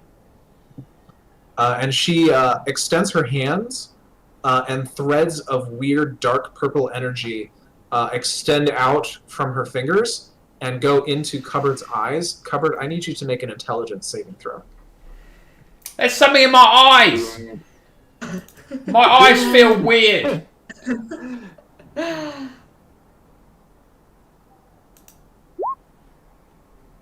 10. All right. Cupboard. You see, you feel something rummaging in your bag. And suddenly, something like undoes the flap of your bag, and climbing out, having sprouted little arms and legs, is your candle making kit. And it jumps out of your bag and starts scrambling back along the Rainbow Bridge towards Mayflower. That's my livelihood, you bastard! Come back here, you little sod! And she says, "You can't leave without that, can you?" That's cunning. I might be able to.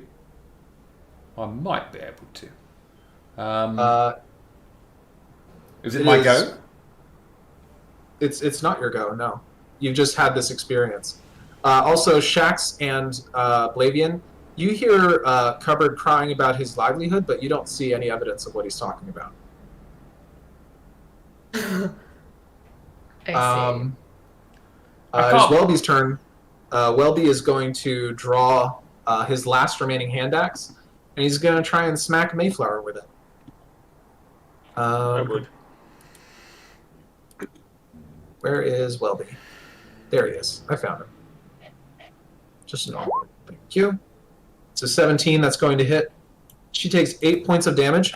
As the axe chunks into the ice that is covering her, the pieces of it explode and engulf Welby in this cold cloud of energy, dealing him 25 points of damage.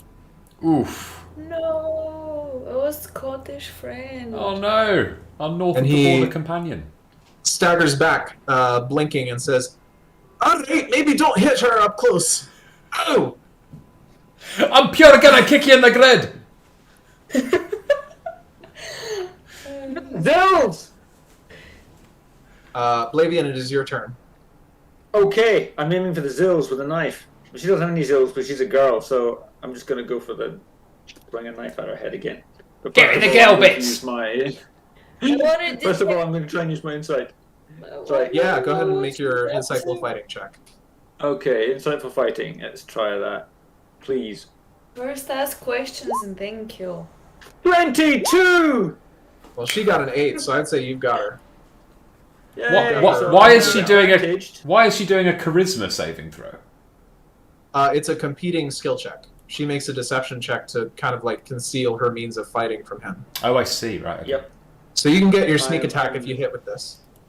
Yep, and I've got, well, it's advantage as well, isn't it? So, No, it doesn't give you advantage. No? It just lets you use your sneak attack if you hit. She's actually going to use. You see this this weird dark aura crackle around her as you make your attack, and you actually have disadvantage on this throw as she uses her what is it the called? scumbag. Her Well, scumbag there's two feature. Yeah. rolls.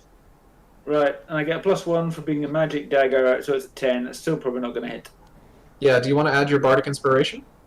I do, I forgot about that. Well done. I will have my extra d8, which is... Oh. Yay, 12! 12 is what you needed. Hey! Excuse me while I put that back out. There we go. We'll go ahead and use the first roll there. Uh-huh. So you So chunked. I guess You cut through. Yes, you do. You cut So through I the get last of 2d6, the don't blackness. It's Okay, already so- in there. Is it? Yeah. If you can Oh, see yeah, so the it is. yeah. Yeah, okay, sorry. So 13 total points of damage. You chuck through the last of her black armor and kind of get her. I don't know.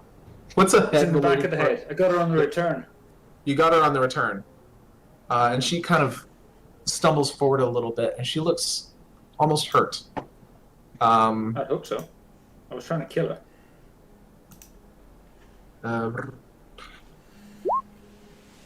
But she maintains her concentration. All right. Cupboard, your candle making kit has just scurried off. My livelihood! I'm being robbed of my livelihood! I think it's something to do with that little tart. All right, Cupboard is going to move here for a better shot, and then shoot her with a crossbow. All right. Oh, kid. Take this, you lunatic!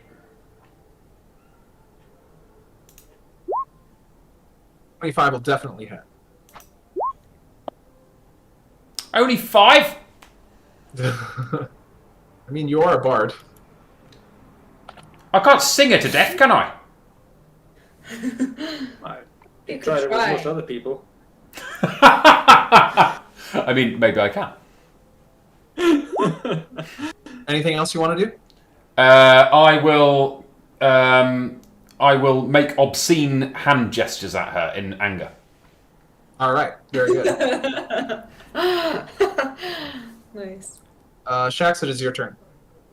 I will now detect thoughts. Okay. Wisdom saving throw.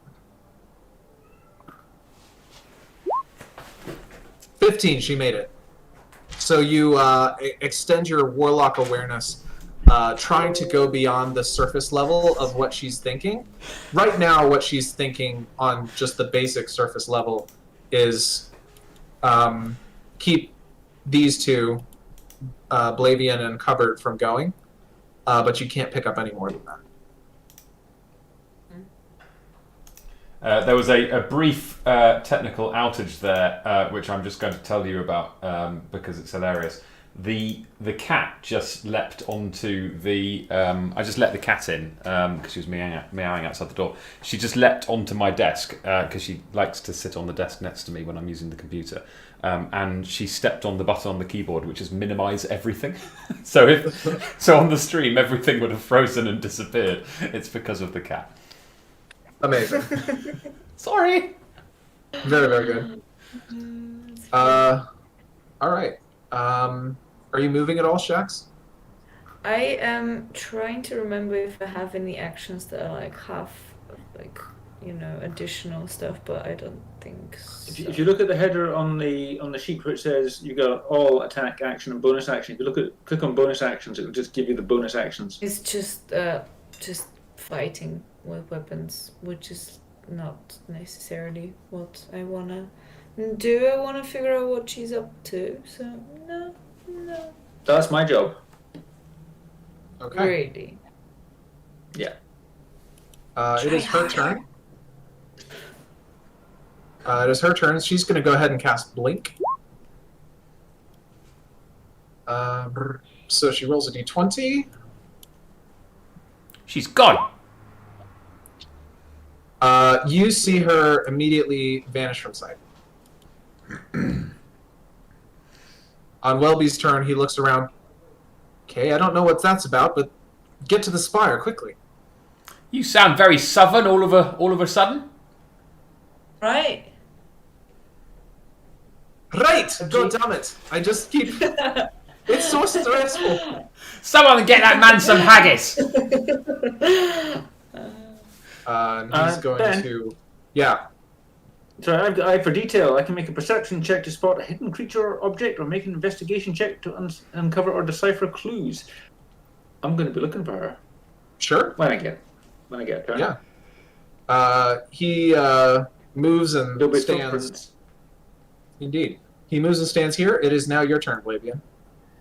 Okay, I for detail. Perception check to spot the hidden creature, if indeed she is in fact hidden somewhere or gone somewhere. Go for that. So, perception, that one.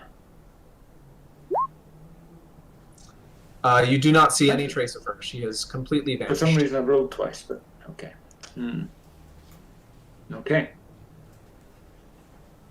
Did she fall off the edge? You didn't see her, fall or anything. She just disappeared. That's usually a bad sign. Did she take my new knife with her, or did I get it back? You got it back. It came back. Okay. That's what it does. That's his That's thing. quite handy, actually. Yeah. Now I don't need all these other knives. I feel safer already.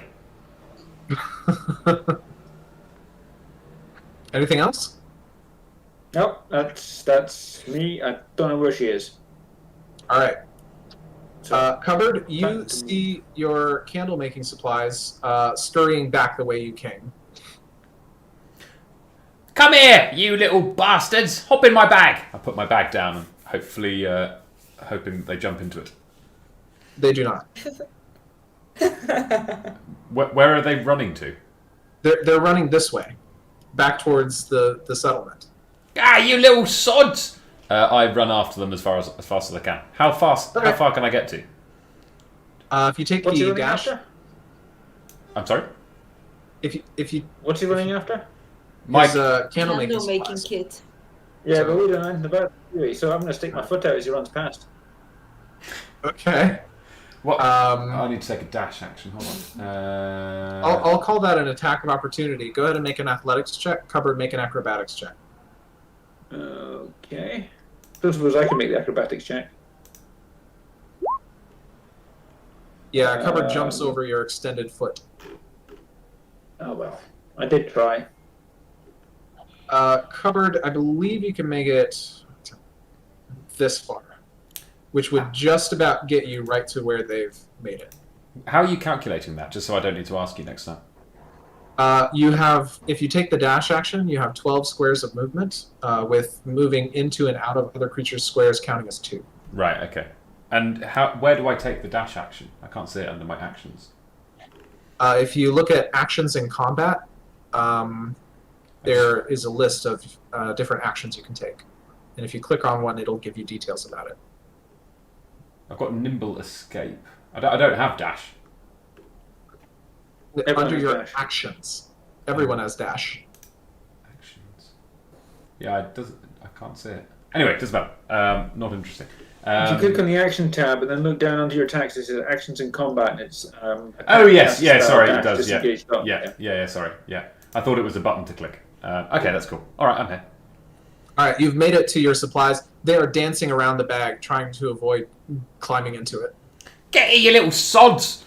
Cupboard drops to his knees and scrabbles around for them and clasps at them. Shax This and new Blavian, dance is invented. you're not quite sure what he's doing. Go ahead and Mimicking. go ahead and repeat the intelligence save, Cupboard.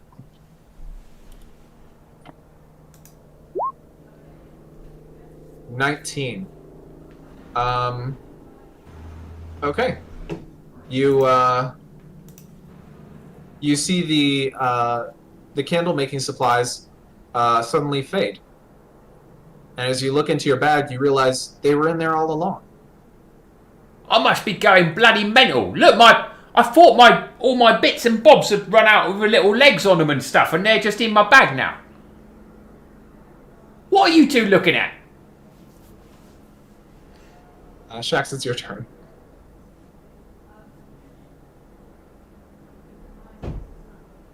Shax? Do we have a Shax? Yana's connection Shax might have gone kaput. Either that or she's sitting very still. Impressively so. I thought she was sitting impressively still, but apparently not. Oh, and she's gone, and maybe she's back. Hello, Yana.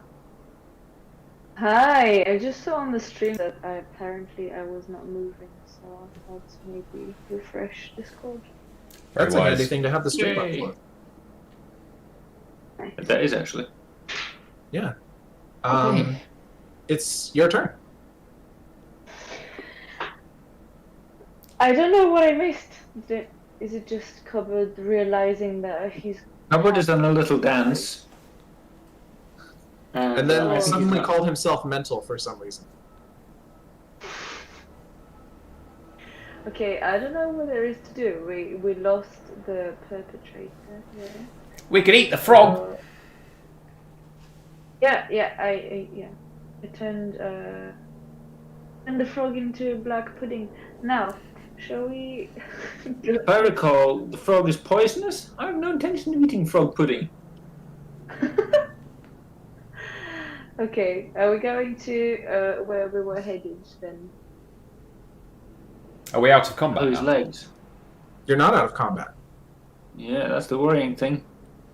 So I'm going to perform a cunning action. Okay, it's not your turn though. That's true. It's Shax's My turn. turn. What is Shax doing? Shax, do something cunning. Oh, the annoying thing is I want to like telepathically talk to this person, but I need to be able to see them in order to do that. I reckon.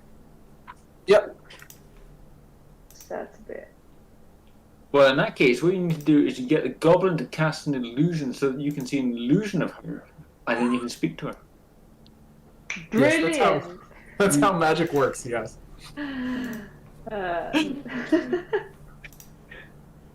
You only have to believe the illusion's real. Right. Okay. Can I? Okay. I want to cast a minor illusion. Uh-huh. Hold on, I haven't Good figured idea. out what I'm gonna do yet. I'm just... Okay.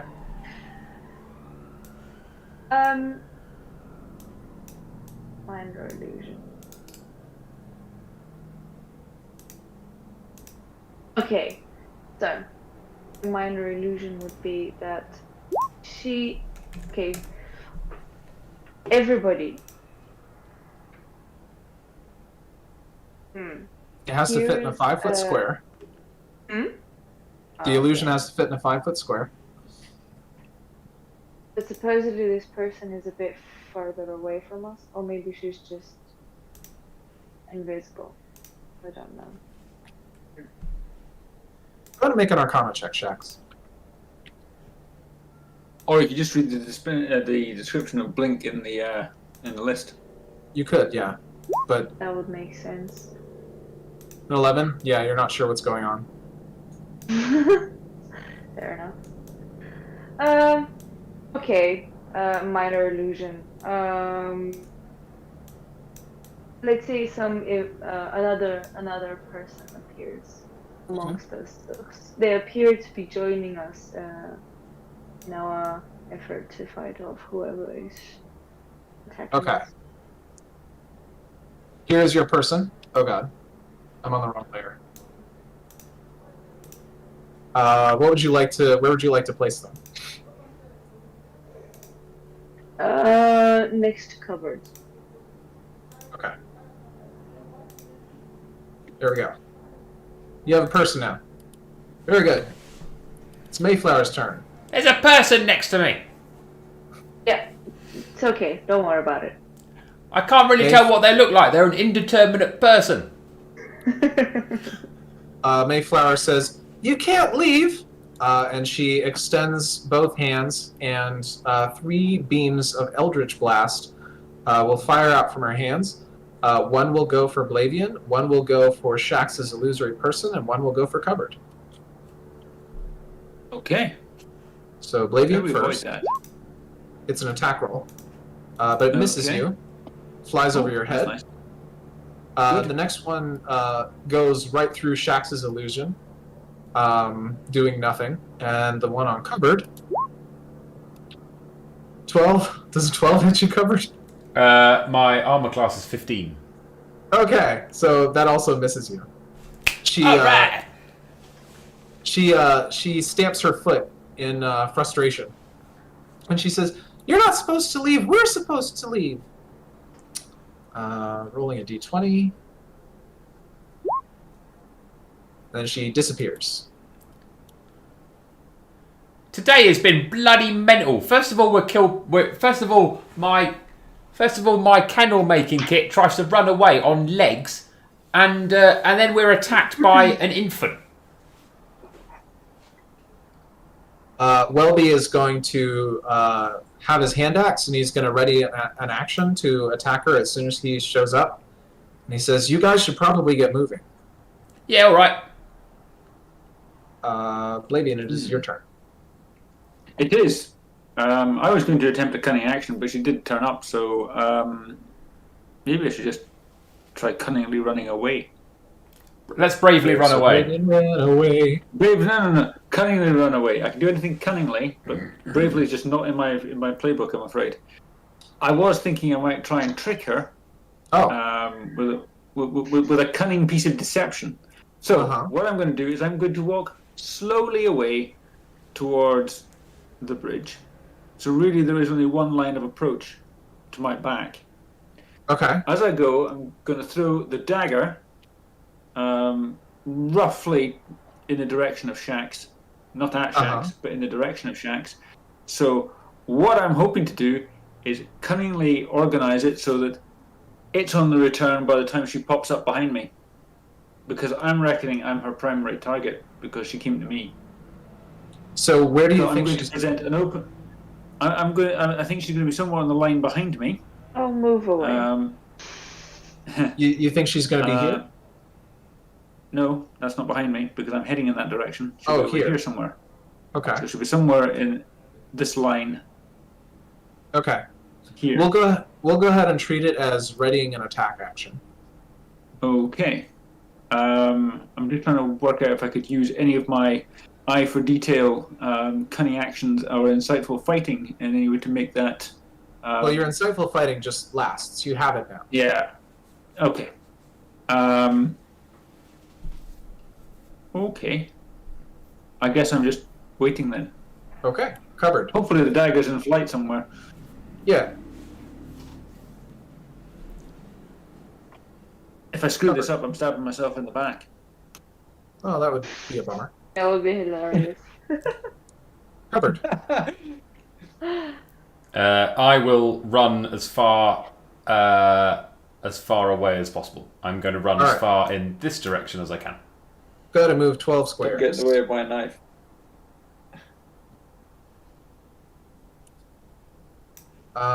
Shax. Yes. I think that if we start walking, she will come for us anyways. So, might as well move a little bit. Okay. Yeah.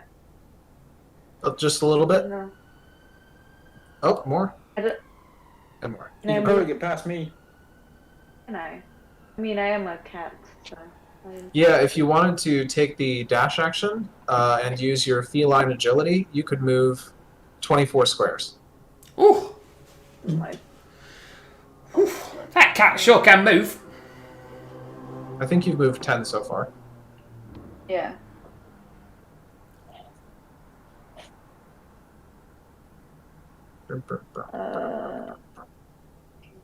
Let's say I'm here. Maybe she's gonna come for me. Maybe. Or maybe not. Probably not. Okay. Let's see. She keeps saying we have to go, not them. So let's see what happens. Yep. All right. On her turn, she appears. Blavian, go ahead and make your attack roll. Woohoo! Okay, here we go. Attack. Did that roll? That rolled. Oops. 15. 23. Yeah, that definitely hits. So that's a 24, which does, yeah, that's quite respectable. She does 16 points of damage. Welby's hand axe also comes along and deals another 9 points of damage. So she goes from very healthy to not so much. As these weapons slam into her, she stumbles, one hand reaching out to Shax.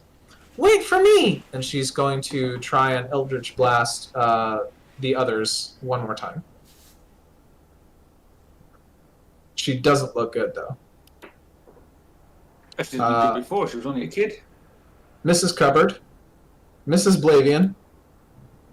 Hits Blavian this time. Yay! Blavian, you take 2 points of damage. That's okay, I'm going to use my Infernal Rebuke. Oh, interesting. Alright, so she's going to make a... my Hellish Rebuke. Yeah, here we go. So... She got a 17, but she still takes half damage. Okay. So roll your 2d8, cast. I believe. 2d8? 1d10, isn't it? 2d10. Oh, 3d10. Okay. So she takes 6 higher damage. levels. It's a higher level? No, it's just that dice roll. It's a 2d10, isn't it? That's the one that I rolled. Good deal. Yep. These hellish flames do surround her, and she stumbles. As her blast slams into you, she uses her grasp of Hadar to pull you 10 feet closer to her. I need you to make a dexterity saving throw as you slip somewhat precariously close to the edge.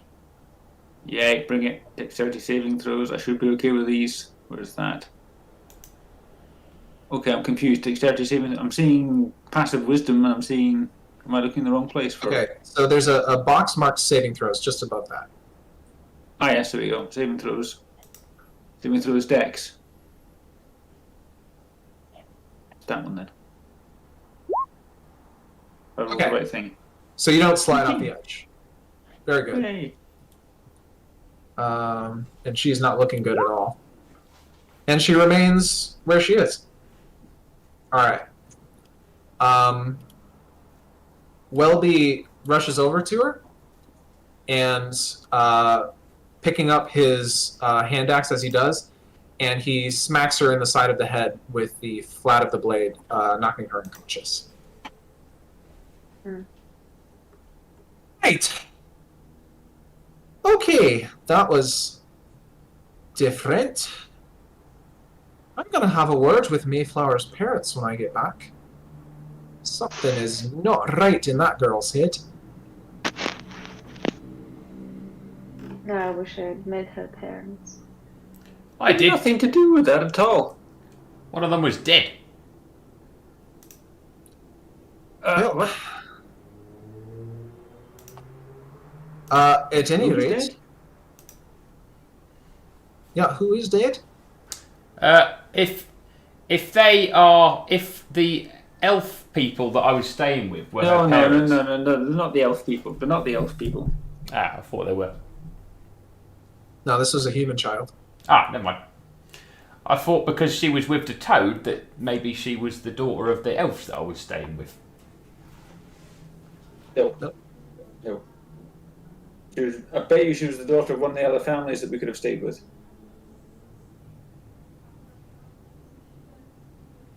Cupboard will... Presumably we're no longer in combat. Now everybody's dead. Yes. Cupboard is going to run over to Nyunk and pilfer his belongings for anything valuable, and quietly, surreptitiously, in the hope that nobody notices, he does his manful best to scrape some earwax out of the toad's non-existent ears. Okay. Go ahead and make a sleight of hand check. Okay. I doubt this has ever been used for this specific. I can see you. Shut up! Man's got to make a living. Can. Natural Yes, one. you can. Yeah. Natural one. Everyone sees Cupboard harvesting this frog person for his remains. What do I find on the frog person?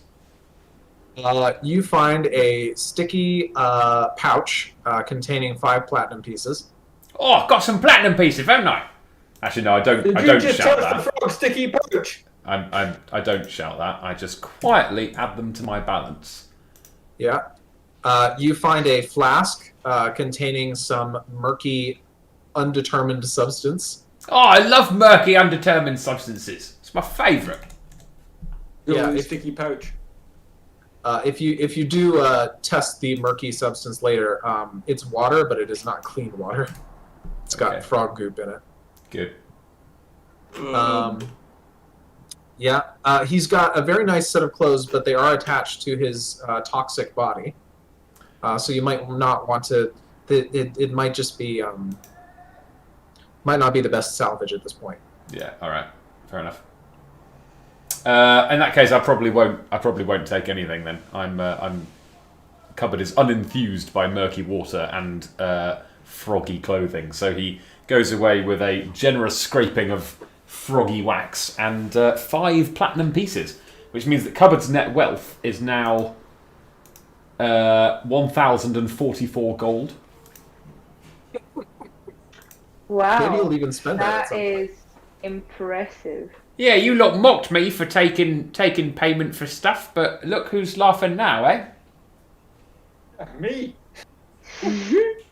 Bang all that gold around. My goodness. Welby kind of grimaces as he chows down on some berries that he pulls from a pouch. That was a bit of a fright. But there's the spire.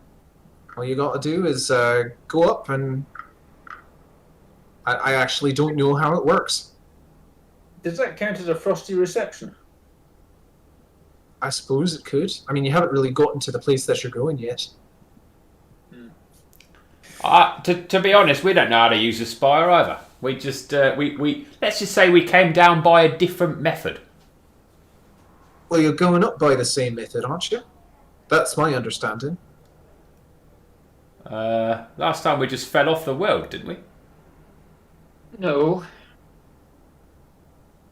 Angus is trying to say something, but his character doesn't remember. Yeah. Oh well, whatever. It doesn't matter. Oh well. Hi ho, off we go. Let's go to the spire. All right. You proceed across this last network of floating structures. Shax far ahead of everybody else. Until you reach the side of the thrumming crystal surface. And Welby says, well, best of luck to you. Give our regards to the world above. Thanks. Thanks. Will do. He nods and he steps back. Are we really good up there? Do we have to? I mean, I suppose you could stay if you like. I'm going to be rich up there. I'm pretty sure there's a lot of things to steal there. I think you've painted me in a very negative light. There's probably some more children up there for you to make friends with in a completely weird and threatening way. Let's go! Oh my god. All right. The members of No Affinity gather around as Cupboard pulls the Cabsy heirloom with the Orb of Far Return embedded in it from his bag, and all of you are sucked abruptly into the spire and begin your rapid ascension back to the world of Uvar. We see back down below Welby as he watches your passage up, imagining that he can see you as you travel through. The spire dims, its light extinguishing with the energy that is used to transfer you back. And as the surroundings fade to darkness, Welby himself disappears, his natural abilities disguising him from any monsters that would seek to hamper his return home. As you all feel yourselves rushing up, suddenly surrounded by Earth, and then you feel yourselves almost spat out of the side of the spire onto hard cobblestone.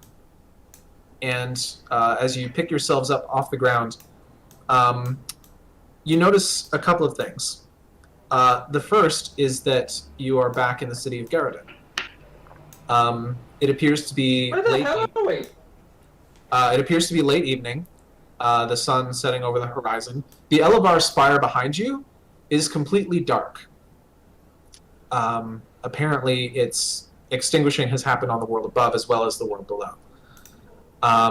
Your surroundings, you seem to be in the central square. And ordinarily, you would expect to see this place bustling with religious authorities. However, all of the people seem to be in a state of suspended animation. Nobody is moving, and they are the same gray tone as the rest of their surroundings.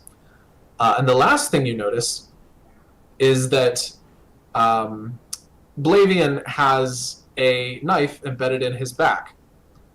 More precisely, the golden goddess weapon that was gifted to him and then given to Cupboard is now been stabbed into the small of his back. And Blavian, your memories return to you. Oh, And that's where we're going to call it for today. I shouldn't be here. Okay.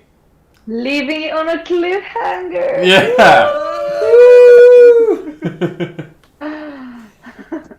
Oh yeah, Blavian, you do take Where we're supposed to be. you do take some damage. Okay, how much? You take 10 points of damage as a dagger is, or a short sword is stabbed into you. Yeah, who did that? Not cupboard. Not covered. Yeah, you just keep saying that. Shax. I wouldn't go through the trouble. Yeah, you would. All right, so that's going to do it for the first session of Season 3. Nice work. Okay. Thank you for joining us, viewers. We hope to see you again in a couple of weeks.